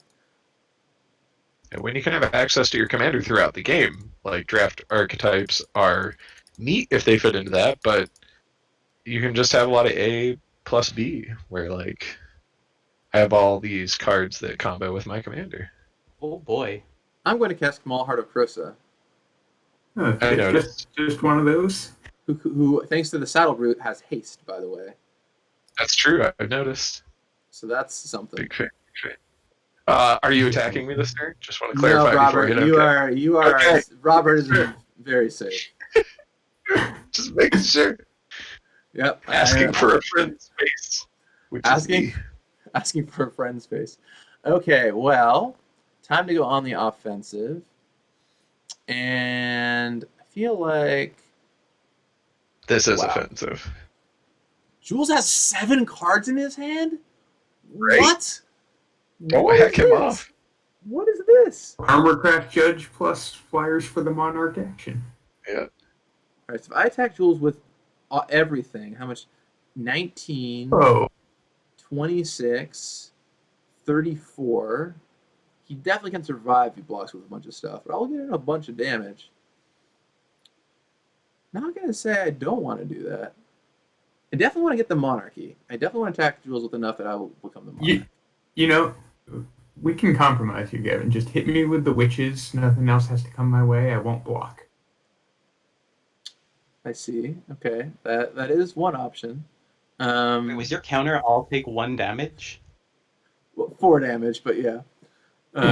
Oh, the witch is attacking. Okay. Yeah, choose Yeah. that. Don't know about that counter offer though. I think what we're gonna do is we're gonna give Jules gave me the Salamander. I feel like this is fair play right here. Just the Salamander. Salamander at Jules, and this at Noah, because the tokens can't block it. Oof. And then this Hunt Master also at Jules. And leave the rest of these two friends at home. Don't. Kamal can attack, just so you're aware. Yeah, I'm thinking about it, but I think I really want to leave him in play because it's going to take me 2 more turns to get up to casting Kamal again. So seems like the kind of guy I want to be able to attack with or have around on the battlefield next turn. So let's just try this out. Yep.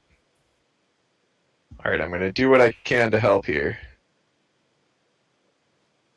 Oh, there we go. Let's see where it goes. Are you targeting the Brass Herald?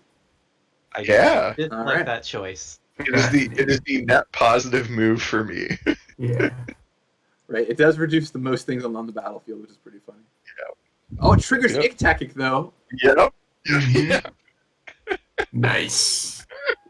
Wow, what a disaster. I'm very amused. U-boat. Wow. Wow.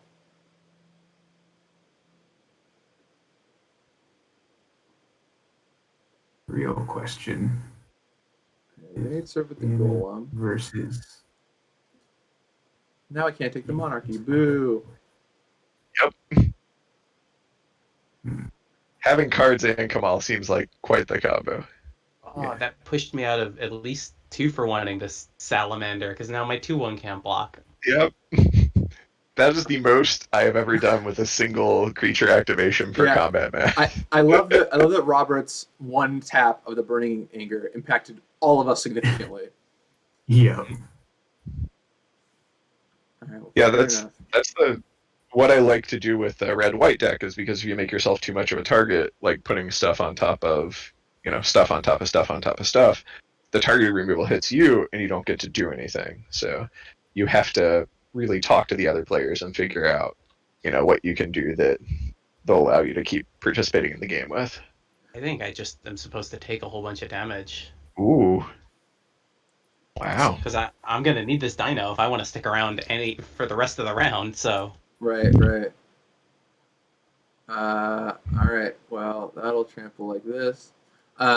Saltai guy in the chat points out that technically Robert did keep his deal with the Burning Anger, which, Yep. absolutely didn't burning anger my stuff. I appreciate the letter of the law. So, all right, that's gonna happen here. It's not like you're getting blown out here, right? Like I didn't make all your guys into 1/1s. No, it's true. I feel like I've honored both the letter and the spirit. Definitely gonna finish off this golem. All right, do you have a treasure up, Jules? Oh, he does have a treasure up. I do. Oh no. Can I alt Z this? Maybe not. Oh, I can't. You can hit a Doom Traveler. What the heck? What did I do to you, Noah? Okay, I can't even say that with a straight face. Well, if I target the golem, Jules is just gonna sack his treasure. If I target These nice little elves. Yeah, if I target one of the elves, at least that gets that elf off the table. I'll see if Noah wants to force him to sack that treasure.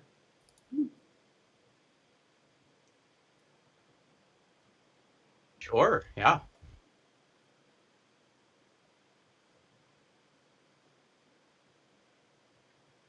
I mean, I'm now disinclined that you're hitting this guy, but...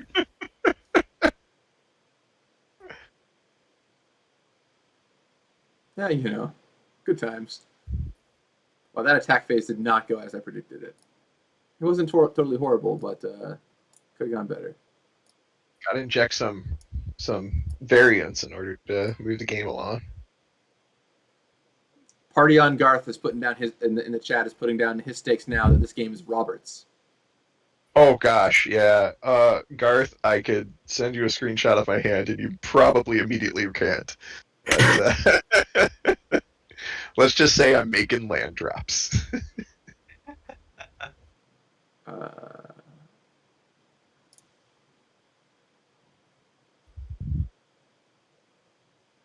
right.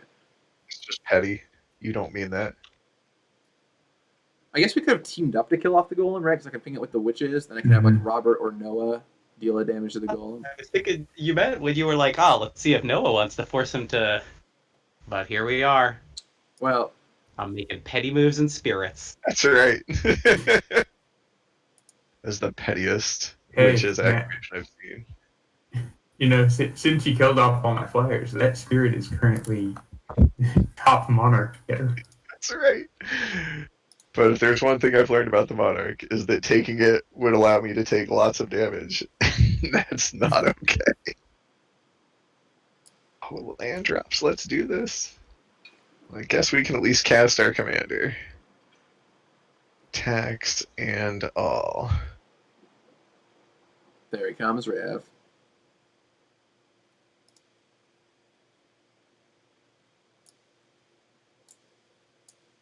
And yeah, that's a beautiful turn. We got a legendary creature, Dwarf Artificer, and really asking for more than that in a turn is greedy Jules.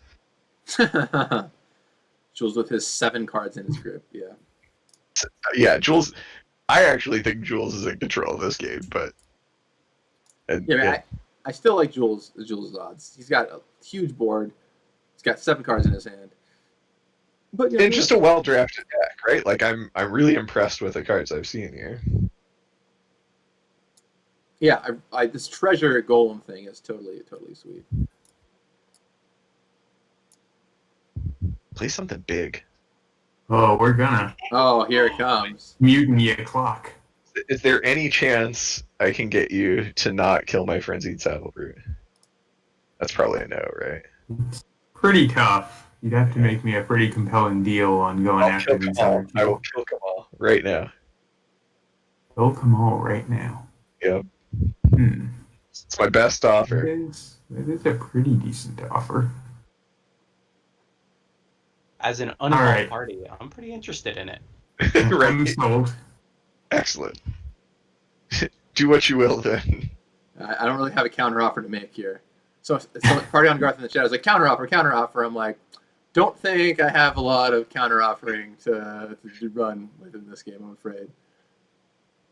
But did I just target the wrong thing? I think you targeted Kamal, and that's fine. I don't mind it. Means I don't get a Salamander. That is true, I suppose. But it's not who I was trying to. Oh, right. That's why I misclicked, because I can't target your Salamander. All right, so what are we targeting?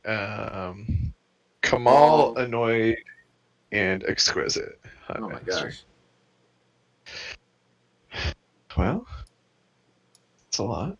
Oh, and it's Exile, so it turns off your Encore. Brilliant. Yeah. I disagree on the brilliant. Do not like. Not a fan. Did you, Jules, to be clear here, did you want me to go ahead and kill Kamal? Or would you rather Kamal be, well, I guess it's a commander, so it doesn't matter if it's Yeah, Exile. no, go ahead and kill it, I guess, are the terms of the deal. Cool. Yeah. Fair enough. Come on now. Misclick. Must go on. Well, at least you tapped a 5/5 double striker, and that ain't nothing. Yeah. Well. Boy, there's a lot of salamanders on this battlefield. Yeah. Where's Gorm Muldrak, man? Or Muldrak was right. Really hope you got Gorm Muldrak in your deck, Jules. It makes me very, very happy. Yeah, I wish, but no such luck. Wow, that's a bunch of hasty infants you have there. They can't attack me. Mm-hmm. Very nice. Wow. Yeah, Encore plus the Saddle Brute is a thing that ups the power of the Saddle Brute in the biodome of Commander Legends.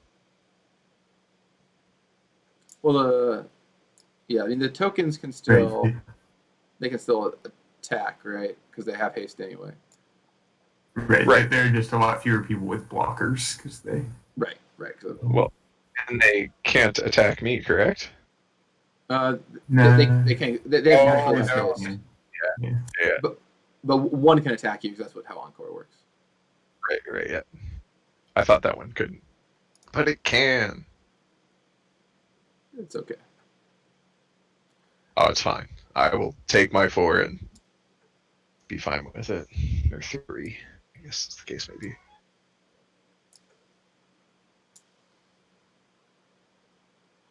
Hmm. Uh-oh. Not the Encore guys I'm so worried about. It's this each ticky that, like, all the other guys on his side over there are pretty terrifying as well. Mm-hmm. Yep, True facts. agreed.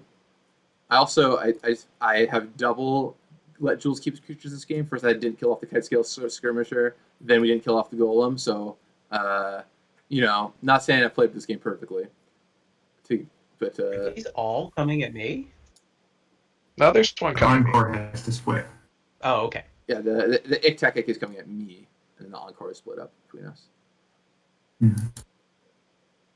So in chat, Violin Lloyd is asking about the card Wheel of Misfortune. I kind of remember the story on this one. This is part of a cycle we worked on. Anyone? I think Noah, maybe you know this one. Do you remember this one? Yeah. This was originally part of our bribe cycle where we were trying to find splashy effects. This one I think also started before it really was bribe with where it was actually just an auction for it. Yeah. We tried to find the right words to go around the table bidding, and that ultimately developed into something that's I think a little bit more concise to resolve at a bigger table. Yeah, that was a card that came into the playtest with words on it that I couldn't understand. So we sort of, which is common when you first playtest a card, where it's like, okay, but what does this actually mean? And then once we figured out what it actually meant, then it was really fun gameplay. And then props to our editors and rules managers for getting it to work. I think we looked at Thieves Auction and said, well, we did it once. I'm sure we could find a way to do this again. What's the worst that could happen? Yeah, it was originally a cycle. There were 5 of them that did the auction thing, one in each color. I remember the green one was a deranged hermit, right? It made you 4 tokens, then whoever won the auction made another 4 tokens. Cool, right, Jules? Yep. Dang it. We're not still Sorry, cool. Rob. I think that is now the most threatening thing on the board. All right, goodbye, Alright. Anger. I will remember this. You cleverly That's got him fair. to tap to kill my Kamal. See what happened here? Right. All right, goodbye, Anthony Nunez. If only they were artifacts. Artifact Salamander is the next thing we got to do now. I feel like as the guy that made Brutaclad, you're like in the market for some Artifact Salamanders. That's true. Jules, I'd like to align our interests a little bit. Interesting. What sort of offers do you have? Well, I don't have a lot of ways to push through damage to some of these higher numbers up here. I've seen a 19 and a 37, but I do have some ways that I might be able to clear the field for you a little. Interesting. All right. I can be persuaded. So just to be All clear, right. Noah, Well- you're going to help Jules. I just want to be clear about what you're proposing here. Look, Wow. I am just a wagon with no horse to hitch to at the moment.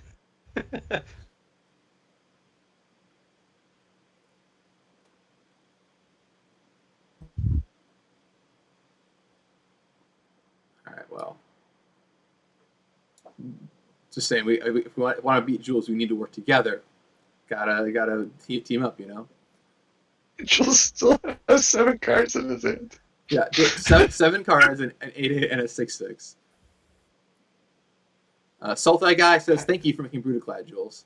So there you go. I do feel like while there is one way you could look at this is that we are all could team up to fight down the enemy that is Jules. Jules could also just be a big bear, and I just need to run a little faster.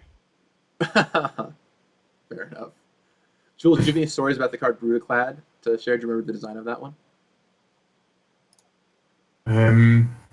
Trying to remember how we came up with it originally. I know it was sitting at my desk after you and I had some talks about a token theme probably being the right sub-theme to add to the blue-red C18 deck. But That's I'm happening. sorry, my memory's kind of fuzzy on this at this Yeah. point. I remember Jules and I were talking about it. He had this idea of like making all your tokens something. The the thing I most vividly remember about Brutaclad though actually isn't with the design, it's the creative. When I went over to Kelly Diggs and was like, "Hey, we have this weird legend idea. What idea do you have for it?" And literally like no beats missed. He's like, "Oh, it could be Brutaclad." And I'm like, what is a What? Brutaclad? What's a He- Brutaclad? And he said, "Well, clearly, if you know the flavor text of this one mirror from Future Sight, that's Brutaclad." And it's like, okay, That's well, Bruta. let's do it. And yeah, I think that's awesome. All right. Well, so the double eyeblets ending there, clearing off Yeah, Robert. that was pretty cool. I disagree.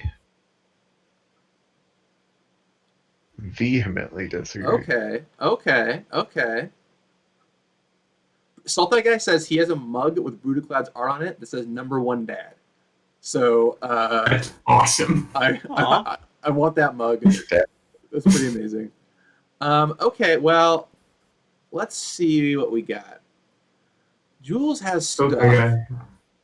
I think I just need to stay home because hopefully there's not any more reclamation stages hanging out there. Because I just drew a little Neverall's boy. disc, which I would Little disc. very much like this to go off.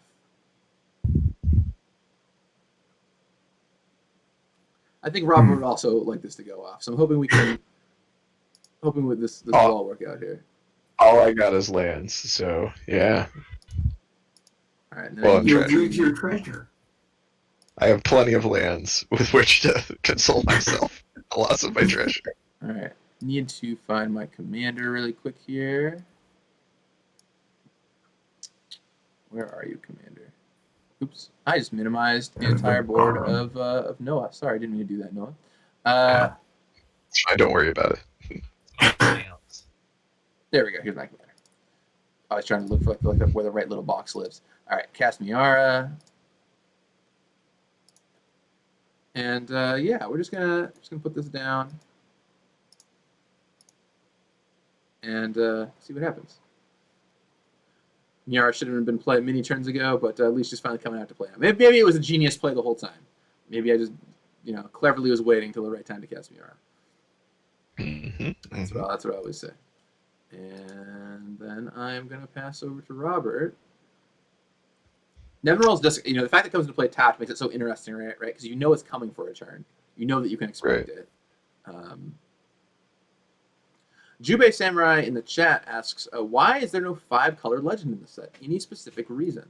Well, I know that from a design perspective, more colors in Commander Draft is usually pretty powerful, and it can also kind of thing that can derail your draft. You can draft, theoretically, you can draft Ramos and Najila. Those are both the foil etched cards that show up in the draft, so you can still draft all 5 colors, which is really great.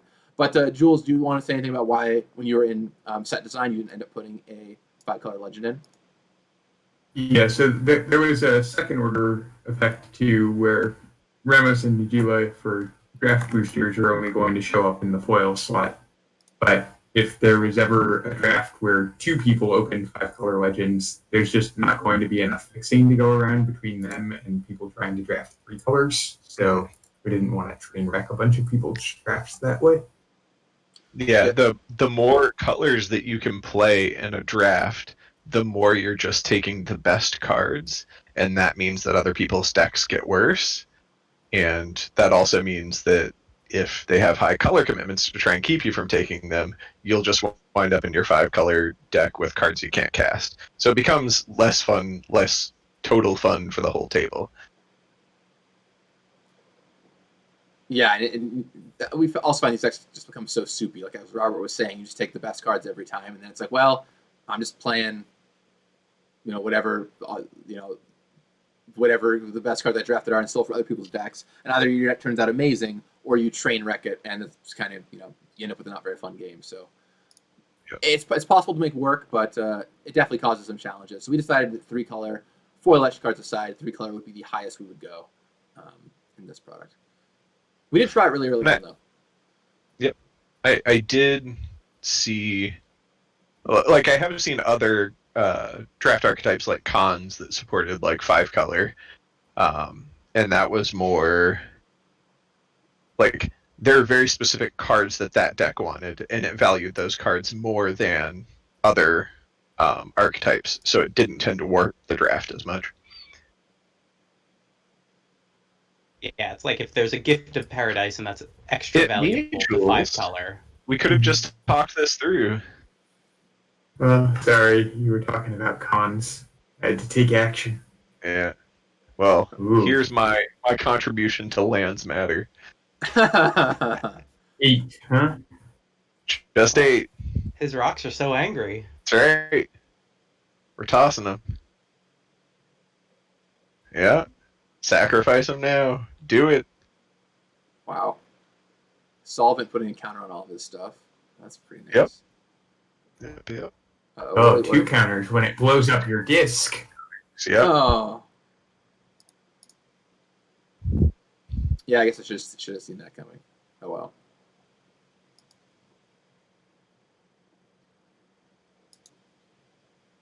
Finally, a good time to use the universal solvent.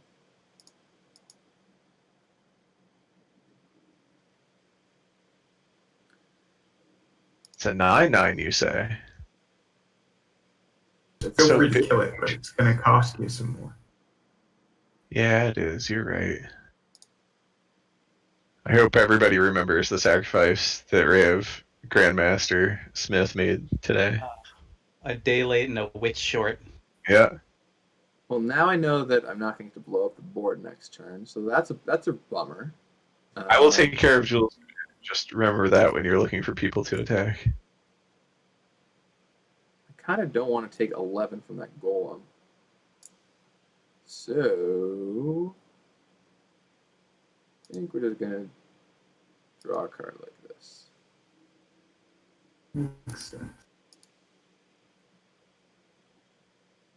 Also, props to our rules folks for getting the dice change in for Commander. It makes designing for Commander so much easier, so you don't have to put like leaves the battlefield clauses, which can be abused by blank and other things like that.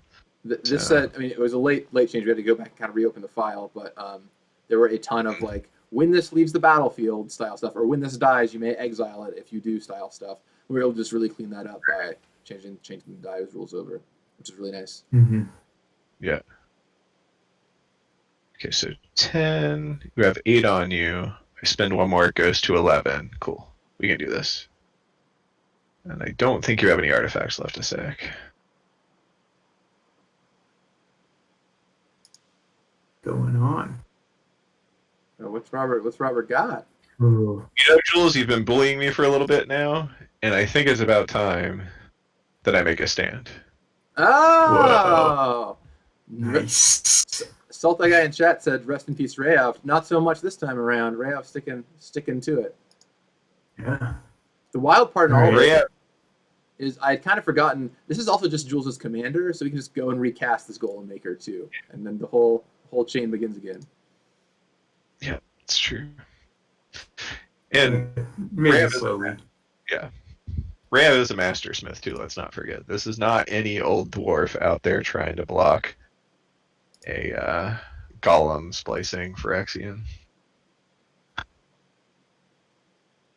Yeah, there we go. Now we're talking. Well done. Ooh, Halana, hello. Indeed. That's pretty good, especially now you've got all the mana in the world. Kisser Ranger.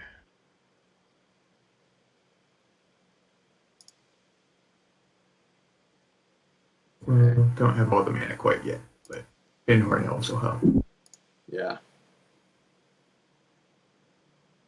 I really love your deck, Jules. Like, this is the kind of thing that I not just the archetypes, but like Treasure Golem team up is just totally sweet. Yeah, hopefully I'll got a few more related tricks. I'm still hoping to draw to, but let's see. All right, Noah. I guess I should just cast stuff now. Hey, Slurk. So Good old Slurk. when Slurk dies, puts a counter on everything. When Slurk dies, it slurks. He's got his good old friend, Ooh. Fertilid. Oh, And then hey, slurks yeah. again. It's Yeah, a combo. And I think we're going to call it there. Yeah, that seems reasonable. All right. Jules is currently the monarch. Huh? Yeah. Biggest reason why I felt like it was important to deal with Jules Commander there is because that was commander damage. Meaning if I left it around, it was just going to threaten to kill me out of nowhere. So Right. Oh boy, that's a big commander. I mean, I recognize that that's slightly smaller now, but I think I might actually take a turn off of casting Kamal here, because I might have some bigger fish to fry. Let's try this. fried fish. Yeah, I know. Sounds yummy. It's almost Nice. lunchtime. I know. I cast this Phyrexian Rager. It's a real rager. Look at that shininess. Yeah, it's a party now. That's right. I can imagine each one of those little hands with a glow stick in it. And then I think we're just gonna do this. Yeah, there's certainly a smoke machine going in this, or fog machine going in this art. Is the equipment in Aura's deck? I can offer boots and pants, but that's about it. Golem, no! Yeah, now, although Jules is still in a commanding position, at least we took him down a peg. He's got a bunch of small stuff. This is the time to strike. This is what you've been waiting for, Robert. So, Yeah, Make with that my make 2/2. Um, If I can draw something that's not a land, we're gonna play it. I'll tell you. This is the downside to the not playing the monarchy game early, I guess. Noah, I am interested in attacking Jules with my 7/4. But if I do that, I want to not get attacked by your stuff. Is that reasonable? that sounds very reasonable. All right. I'm going to go after Jules with this fin-clad friend. And you can either double block or take 7 damage. The choice is yours. I can also jump. Can be blocked by small things. You can jump with a 3/3, I guess. Yeah. That's fine. What? Bearded Season Gaming in the chat says that the boots and pants joke deserves more respect and acknowledgement. So there you go. We're calling it out. All right, Armorcraft Judge goes under the bus and ship over to Mr. Schuster. Basically, everyone who has worked with me can attest. A lot of times, I do things that I know are just going to amuse me. Well, you amused Bearded Season Gaming too, so good work. Kingi's Lieutenant, There we go. their encore creature. Jules, any chance you want to let me draw a card? I guess if next turn I'm not attacked by you, except definitely. potentially. And you can just take it back if you want. To be clear, I have no way of stopping you from doing that. This is our own little, exchange, if you will. All right. Must be nice to have 37 points of life to work with. Yeah, sometimes delayed gratification is the answer, Gavin. Jules is so confident; he's already planning for his next turn. I think he's getting one because I'm not drawing until the end of the turn. So, not that I could find any way to do that much damage to Jules out of nowhere. Well, that's definitely a card. That's not a land. Not a land. I know. Scary. Look out. Might be an aura. Alright. Yeah, I have to say you have not drawn a lot of equipment or auras this game for the equipment aura deck, so they got to be hiding in there somewhere. Yeah, that's the risk you take with Burning Anger. Like, it's a card that will draw a lot of lightning, but it kept me alive, kept me in the game, went out there, gave 100%, and we're just happy with where we're at right now. Whoa! I'm not even going to hit you to take the monarchy back, Rob. Whoa! What is up with this? That is one big elk. That is the largest elk I've ever seen. It will never become Elmer. That's why they're in charge. Yeah. Just looking at that, you dropped this king. Whoa, buddy. Yep. So all your stuff has hexproof as long as you're the monarch. That is gonna make things difficult. And it's getting punchy. So this 8/8 hexproof about to start a riot. The mighty Free elk. to be confident. Right. majestic as heck.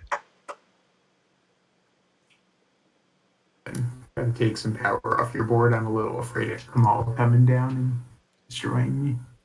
Oh, yes, I see. I'm the problem here, clearly. I'm gonna admit, Gavin, you're more threatening than I am.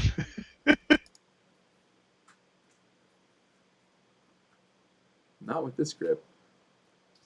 That's fair. Somewhere Oko is smiling at that elk. That's They're right. happy today. Just absolute unit. I personally am in awe of the size of the lad. Biggest elk we seen. But not legendary, which tells you there are more of these out there, which is wild. Right. Can you imagine just like walking into the forest? You just like turn a corner Yeah. and this is what's staring back at you. An elk that is a king and the 8/8. I don't know what that Right. even means. Like with something like Questing Beast, you look at it and you're like, clearly that is legendary. It is unto a legend, right? Like, but then all of a sudden you look at a card like this and you're like, wow, this whole family of those. Yeah, there's a pack of these hanging out in the woods somewhere. Mm-hmm. Noah and Gavin, I can help to refill your hands. That would sound great. Okay, don't kill me. All right. Numa, okay. Make some elves bigger. And also making them consumable. Yeah. Before you go on an Pretty cool. adventure, you want your elves to be consumable. Oh yeah, that's Sure classic. you don't want to pump my reclamation sage? That's just classic D&D right there, right? Gotta make your elves consumable. This Limbus is made for real elves.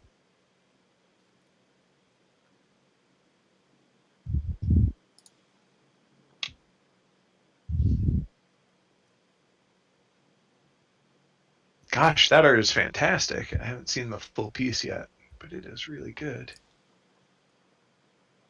Yeah. Get him. Jaraga, of course, from Zendikar. I love how much work the artists and the people writing the art directions put into setting the legends in their space and in the time frame that they were relevant. Like, there's so many great nods to the magic lore, which is diverse and contains many cul-de-sacs, and I love to see it here. Yeah, no, for sure. Hmm. Wow. So now those elves are all consumable. Very, very good. I mean, Yeah. Jules is only at 13 life. You know, we could do a little bit of work together, make some stuff happen. I don't know. I think so, but I don't think I'm ready for that this turn. Okay, I fair I mean, enough. if you want the Monarch, you can hit me with just a 2/2. Oh Hit boy, it for Rob. does sound very appealing. I wish I hadn't passed combat. Oh, Great strategy, Jules. Offer a deal as soon as combat is over, just I was clearly the good guy here. to be sure. All right. I'll put out a land, and then Gavin hitting his land drops too. yeah, I haven't missed a land drop. It should give you some clue to maybe what's going on with my hand. I'm gonna do Same. this.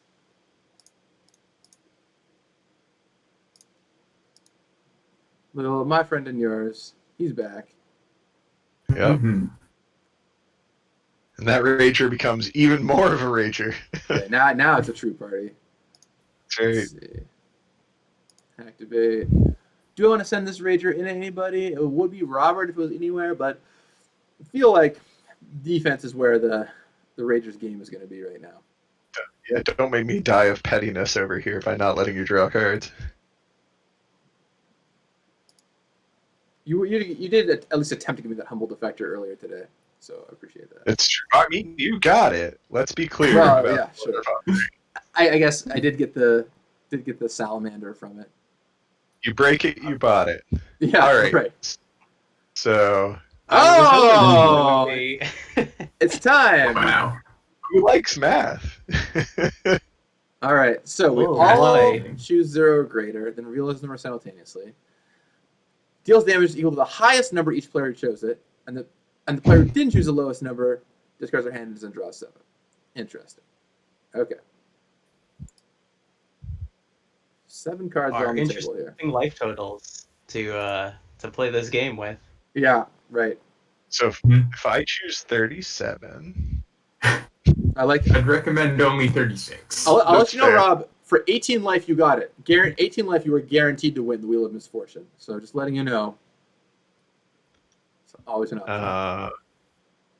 yeah, like the other thing is collusion is completely valid with this card, Mm-hmm. Yes, it's true. Open collusion is a thing. but I'm here for the spirit of the game. Yeah, I don't know that we have a good deal to collude on at the moment. All right, a number, huh? Just any old number. I think that's my number. Good number. Is that top 10 numbers? Yeah. If I were you, I would have chosen either the same or a different number. I feel like Jules's answer here is pretty easy, right? Because Jules is probably happy with his grip. For 7, I will definitely be involved in drawing some. Wow. You all managed to do it? Pick the same one? I'm sensing some chat behind the scenes. Oh, no. Feel like something weird happened there, but not clear exactly what. Did you? Oh, Robert took damage. What was your bid, Robert? It's a 7. Okay, Yeah. all right, maybe Yeah. it works. No, it worked. Trying to make you pay, right? I will say for some reason it was saying the numbers people chose on my version of the card. I don't know if other people got that too, but anyway. Yeah, I I mean, did this not is see still that. pre-release, so let's Yeah, definitely it's make sure. still pre-release. So yeah, I know they're working on it. No problem. All right, Jules, can I have some mana, please? The most cards in hand. Oh, that's right. They all have 7 now. I've left value on the table. I will console myself with these 3 cards that hopefully get me out of this. All right, well now I feel fueled up and ready to go.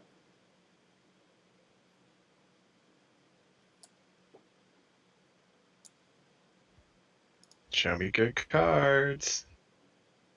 Ooh. I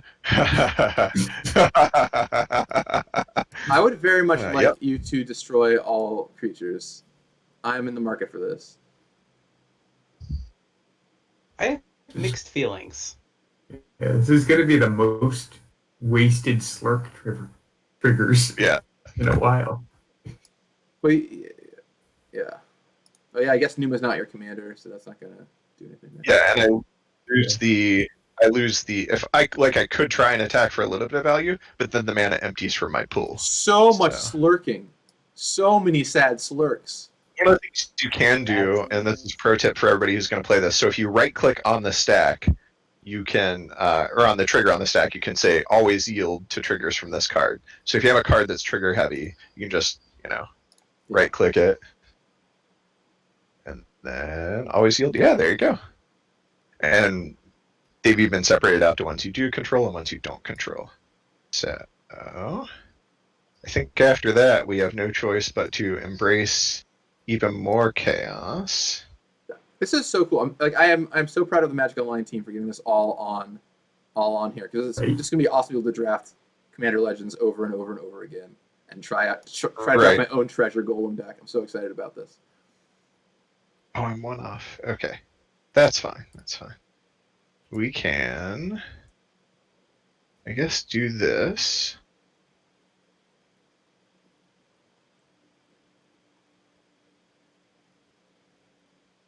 Ah, you're the Monarch now. I mean, just to get another card, because turns out I put plenty of lands in my deck. And with that, I'm going to say I'm still a little bit salty at Jules for earlier, so. You're not only took the Monarch back via pirate, you also took it back via attacking, which is great. Great. We're square after this, but Alright. just a little salty. No, I get it. Got to make sure I'm definitively losing instead of not having the lowest life total. You get the first chance to rebuild, though. That's true. You have anti-dethroned. Rethrown. I don't think we're ever going to make a mechanic that rewards you for attacking the player with the lowest life total, but if there was one, it would be good if you were there attacking you right now. Great. Yes, I'll pile on one player. I think is not good mechanic design. That's my take. inclined to agree with your assessment there. All right. All right. Oh, but that's how I miscounted earlier. I thought I was getting 7 cards, but I chose Jules. What was I thinking?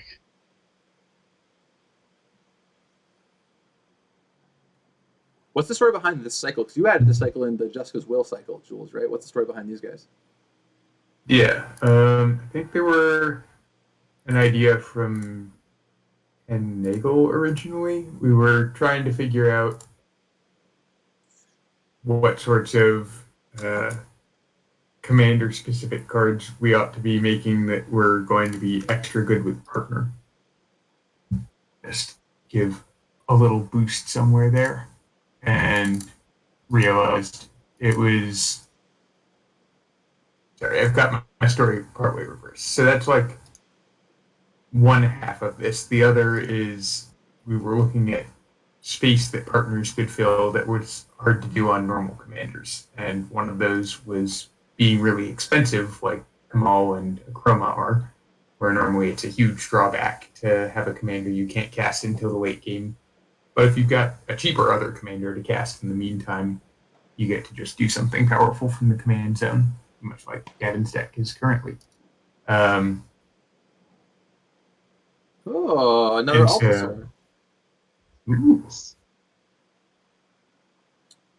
Sorry, Jules, go ahead. Yeah. So we wanted to do a little bit of slicing there, and figured some of these characters should go at Mythic. We were looking for ways to show off commanders more, and we're also looking for ways to reward partner versus other commander decks, and kind of hit on this intersection of what if we had spells that were showing off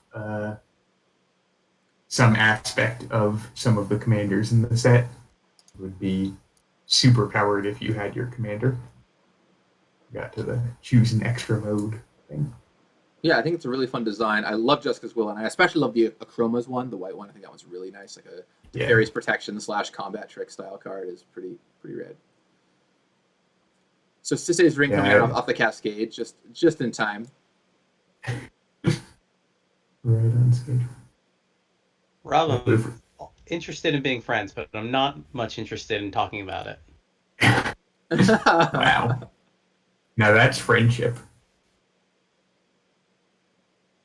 You know, I'm noticing with Sisei's Ring, we really ended up with a hands-on Mana Rocks theme in the set. Got all the diamonds being held in people's hands. I do Signet, Sisei's Ring. I do like that Noah was lucky enough to help me with my strategy when he saw me struggling with it. So. Oh yeah, absolutely. Right, it gives you the double strike. That was a real pal. Absolute pleasure to work with. Doing what I can. Now I've got to ask, what's Kamal doing this turn? I got a play that I like a lot, and I don't know how you're all going to feel about it. What it is. But I feel yeah, pretty that's good about it. Yeah, but Kamal, like specifically, what's he doing? Yeah. This is pretty egalitarian right now. It's going everywhere, but I'm worried about a more focused, a more focused approach. Yeah, I think you're too chicken to kill him, Noah. That's what I think. I think it's starting to feel that way. I think Kamal is going to go after Mr. Jules Robins. Ooh. That's my prediction. And yeah, I can kill him. The others can't. If you can, are you going to attack me with anybody except for this Encore guy?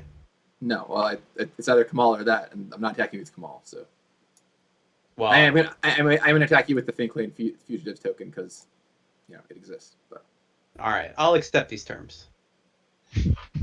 Perfect. Real shame you exiled my 4/2 earlier, Jules, because that would have been the double Encore turn would have been amazing. Well, I didn't really want to be just dead, but I guess I still will be. If you so choose. I could animate a land, but I don't think I'm going to. So, go to combat. Time for these salamanders to get their job done.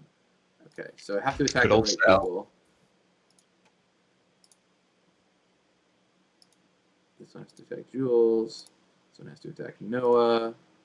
And then this Kamal is going to attack Jules. We're lethal? Yes. I don't know. Haven't done the math. Just gonna see what happens. I have. Excellent. But why, Jules? Just Well, math is for blockers, and that's me. Fair point. blockers, they're trampling, so I got nothing.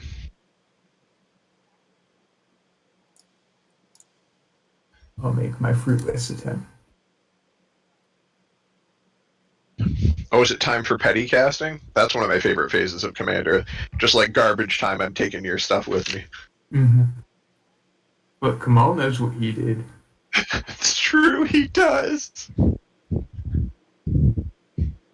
Yeah, before that sweeper, I even thought I had Kamal all lined up. I was gonna play this Molder Beast and shoot it with Heckle on a shooter. I was getting ready to collaborate with you on the next mixtape it was going to drop, but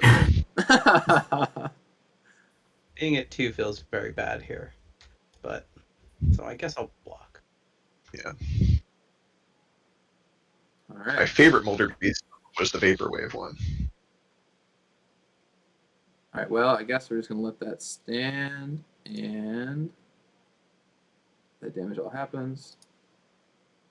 Deal 10 to, yeah, deal a bunch of damage there. Bam, bam, bam. I really want to do some stuff in my post-combat main phase.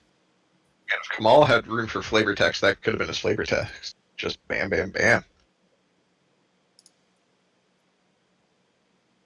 So what I'm going to do in my post-combat is... Oh, you're not done? Oh, I'm not done, my friends. I'm going to do this Mm-hmm. Wait, there's more. just to clear this up. These are all going to die anyway, so might as well do that. Woo. Yep. I guess come back to my command zone and we'll talk this over. Oh no, my bow. Yep. Yeah. I could have, people are in the chat are like, oh, you could have stopped Jules from killing your Kamal, but I'd rather just use the Finclade this way to kill off the thing, and then Kamal, I've got mana for it. You can come back again down next turn if I need to. All right, end my turn. Finclade goes away. Draw a card. All right, we got some swings this game. Sorry, Jules. Indeed. Well, so it goes. Either live with the treasure or die a golem. That's what happens when you become the biggest threat, I suppose. All right. I want to get in on the party. The boarding party's here.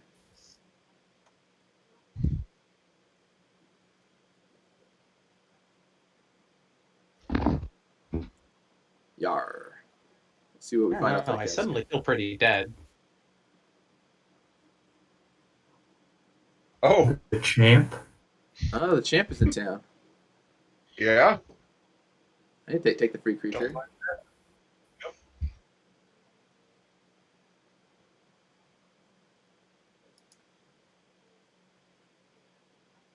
Okay.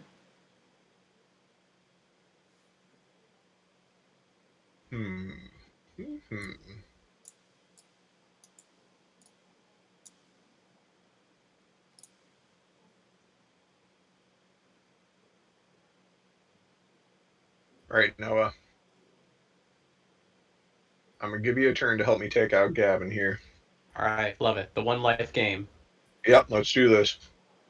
I think it's just the best way to bring this game to a conclusion, right? Like, give you one more chance here. All right, well. Do you have anything with Encore in your graveyard? Let's see. I don't think so, Noah, right? I do not. Forget. No. Zendikar expansions. One still. All right, Noah goes to 1. I'm going to block your Pirate Man. I think they want to block your Pirate Man. I really want Monarch. That's the reason. Yeah. Like, I need to draw because I have much more lands. I'm consistent, if nothing else.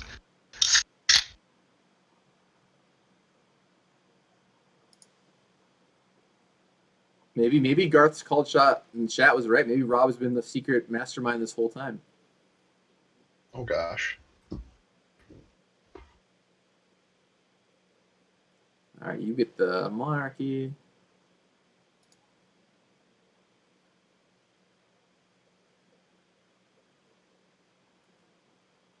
Pick up a new card.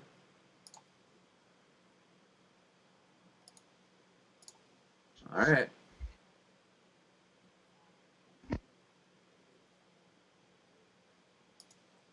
See what we draw. Here it comes.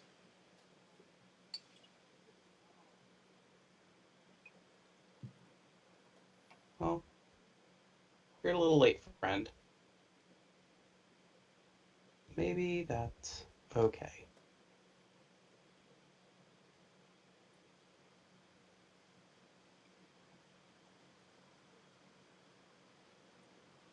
Ooh, all right. That's something. You like to see that? Way to get in there. That is certainly something.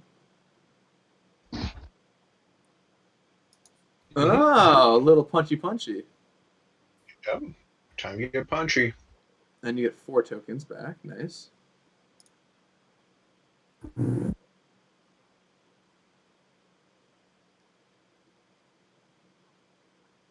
Gets that extra counter from the Animus. That gives you an extra token, which is nice. And then got a wolf buddy. Oh, nice. Okay. And I'm a little more stable. I appreciate that Robert gave you a turn, and your response was kill Robert's creature immediately. Yeah, of course. I've met Noah before. I knew it was going to happen. Let's see. 6, 12, 13 mana, 14 mana. I think we're just gonna jam these. Just play some dudes. Here comes a dragon.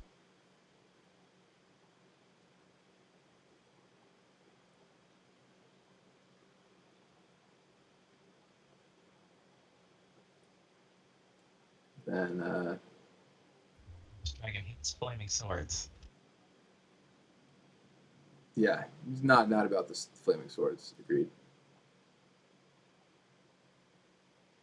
Then we're going to, because perked right on time, no better time for this card.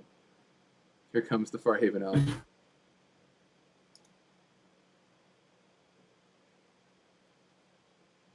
Yes, I will use the ability. I got 6 lands left in my deck, so, you know, now down to 5. It feels good. And over to Robert.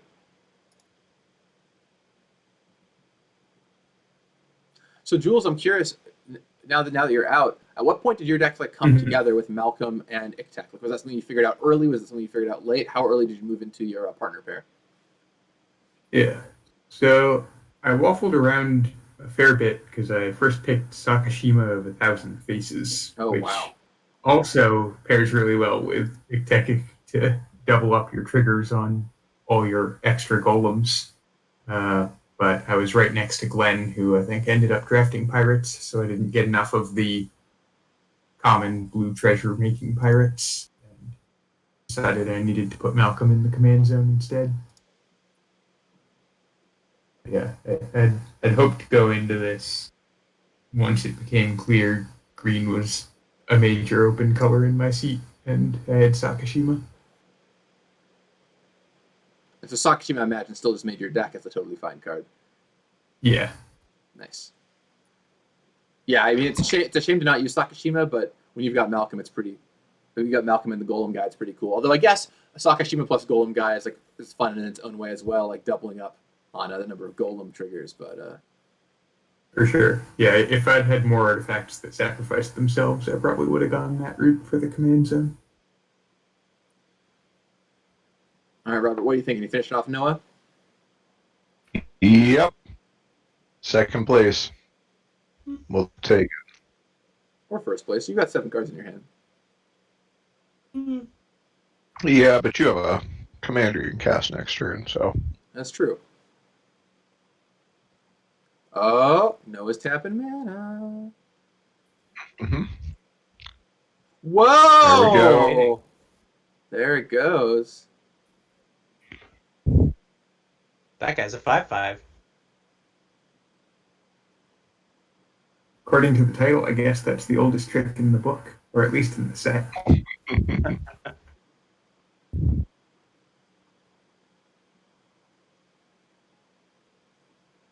Fair enough. All right, Noah's still in this. Look at this Speller's Capsule. My Moss Diamond is not long for the world, I can only presume.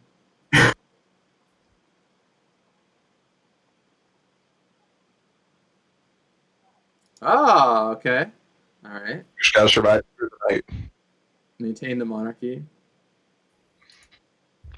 I mean, we had already, but at this point, 4 mana for a 2/4 is a good deal. You're just like Pillarfield Ox. Sign me up.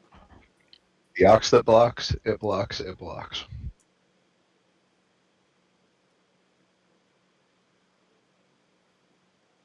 All right. This is a pretty good turn, but it's probably not quite enough. Here we go. Here is perfect. Oh, yeah. It's good draw. Mm-hmm. Makes all your elves bigger. Mm-hmm. Do you think we can work together to take down Gavin here? Maybe. You think I'm the threat? Well, I know who's not the threat. I'm a little bit like a grenade that's being tossed around here. All right, so I'll tell you what, if we kill Gavin, we can call it a draw. yeah, that sounds great. All right, let's do it. You're just going to Hunger Games it? Well, I think that's supposed to go here.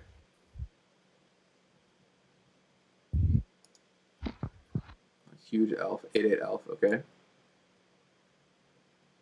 And since he's got a flyer, my combat math...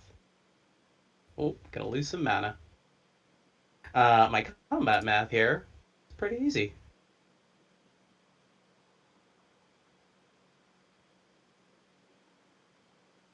Is your combat math just attack Gavin with everybody?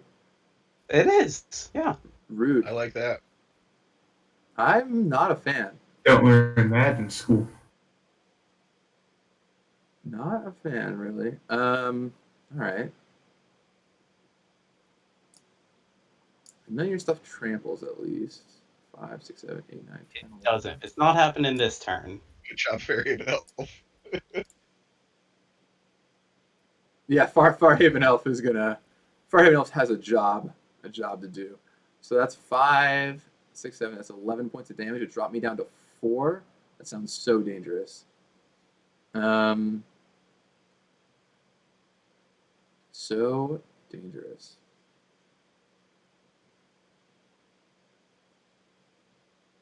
All right, let's go to blocks.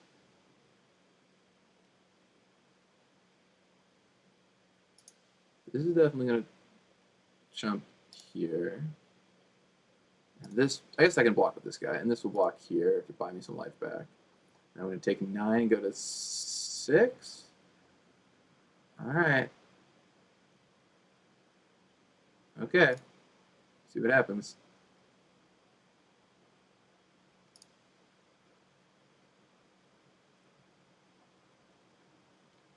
All right. She used every trick, so Yes, you are now out of cards, so that's good. Good for me, at least. Okay. Well, next up, play land.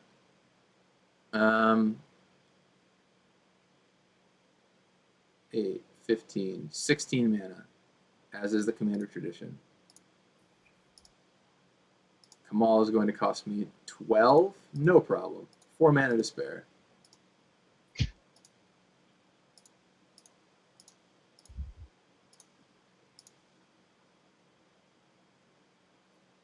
I'm not going to need the trample, I think, but... Oh, I could do it that way? That's interesting. Are you going to promote a land? Yeah, I could promote a land, and then send the land at Noah, so then I can still block your dudes. You got 5 cards in your group, though. Scary times. I wish they were more threatening than they are. It's a theme for my draws today. I really like this deck, and I really like lands. Sadly, the lands part of my heart is winning out, apparently.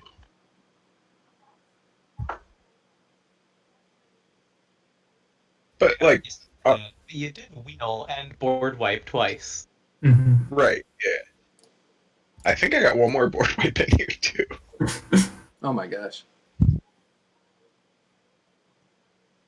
Just gotta draw a rummaging goblin or a tome. It's my There's a very I want to draw. my Kamal resolve there, brother. Oh, I'm sorry. No That's problem. my bad. I thought I already had 6 through your turn. Oh yeah, if your deck has like an act of treason or something, that would be, I would not like that. Obviously. I would not be into that happening to me. That Alright, would be a well, great. I'm just gonna take the risk that you've got a bunch of auras in your hands, and I'm gonna serve in with this dragon in Noah's face. Just gotta put an end to that, and we'll see what happens next. The Flambler.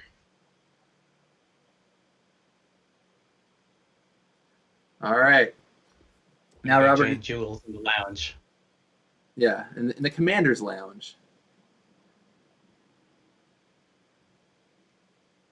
And now it's down to me and Robert. I'm going to tell you, though, if I do manage to win this, I will honor my agreement with Noah and consider it a draw game.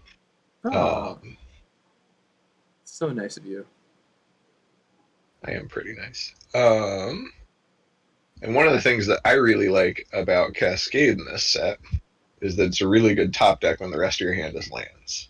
What? Meteoric Mace.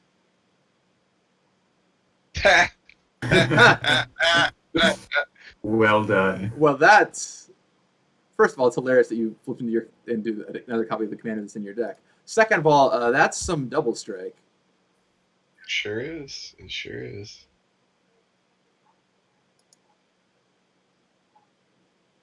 All right.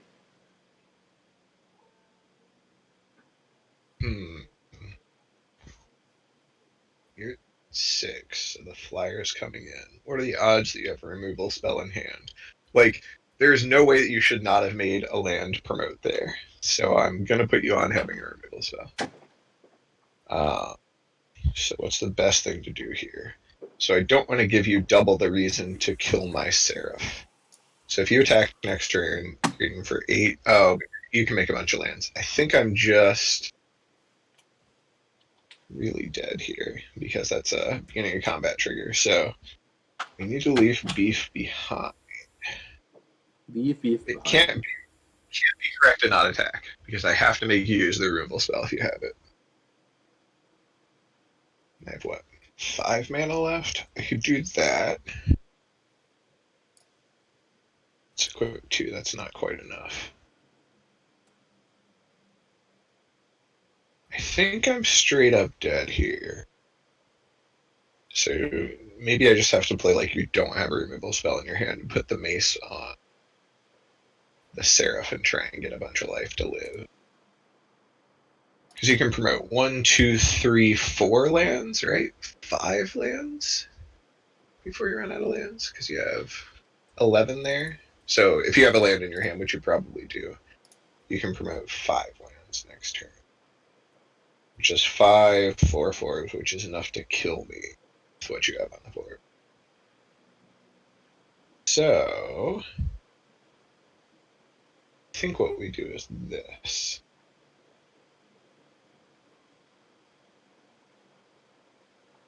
Yeah.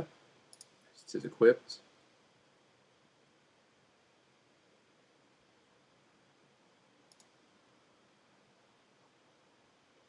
Just see if for some reason what you're holding makes you want to keep your commander.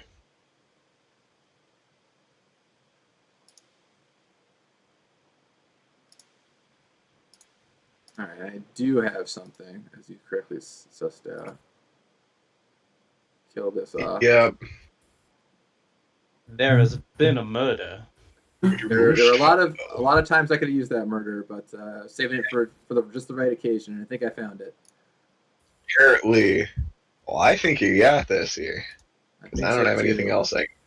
We'll let Kamal make a bunch of lands, but unless you draw something off this Monarch, hopefully you didn't draw like Holy Day.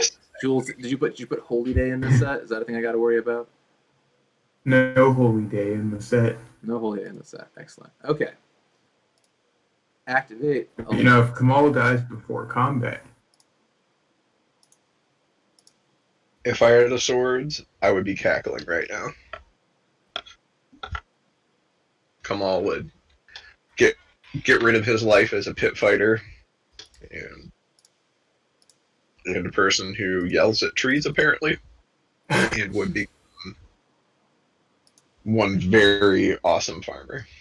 Got to be sure to not mess up. I should be making my forests the ones I need. Oh well, hopefully that doesn't mess me up here. Let's see. I mean, 4 I think is still enough. Yeah, 4 is still enough because I attacked with a Seraph. I guess it didn't actually matter. All right, activate these. They all have vigilance too. That's nice. Go to combat. They all have +3/+3, and then 4, 8, 12, 16, 20, 28. And Freeze. This guy too.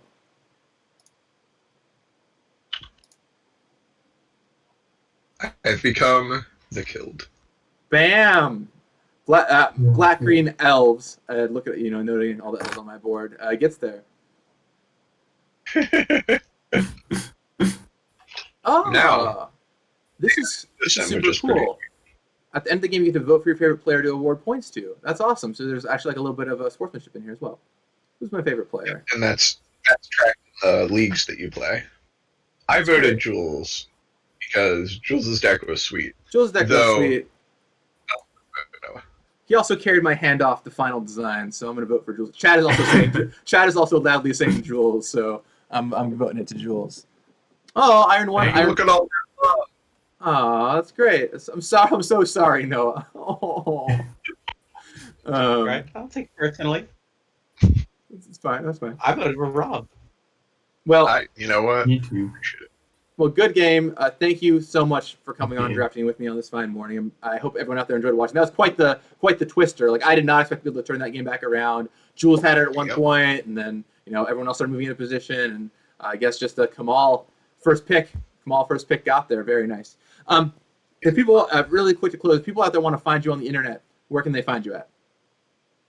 I'll start with Robert.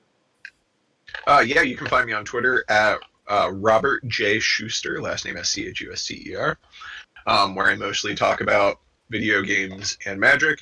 And then every Friday night I stream our Among Us games that we play with our friends at twitch.tv/RobertMakesGame. Awesome. So go give Rob a follow. Jules, how about you? Yeah, best place to find me is on Twitter at Jules Robins 1B. Reading mostly Magic and maybe some political stuff recently. Fair enough. And then how about you, Noah? All of my handles in the various places are Noah Millrod. That's 2 L's. But I pretty much exclusively talk about dining out and cocktails and parenting. So if those are things that interest you, feel free to give me a follow. If it's Magic stuff, I encourage you to follow all 3 of these incredible individuals playing with me. Yeah, although I will say Noah is a very talented chef. He opened a restaurant in New York at one point, so the dude knows what he's talking about. If you have questions about cocktails or food, he's a good guy to reach out to. Well, thank you everyone out there for joining us. Thank you if you're watching this on my YouTube channel. Thank you for watching. If you were watching on Twitch, haven't streamed before, and hopefully you enjoyed watching. A lot of you stuck it out till the end, so thank you so much. And I will talk with you all again soon. And until next time, may you enjoy playing some Commander Legends of your own. You got this.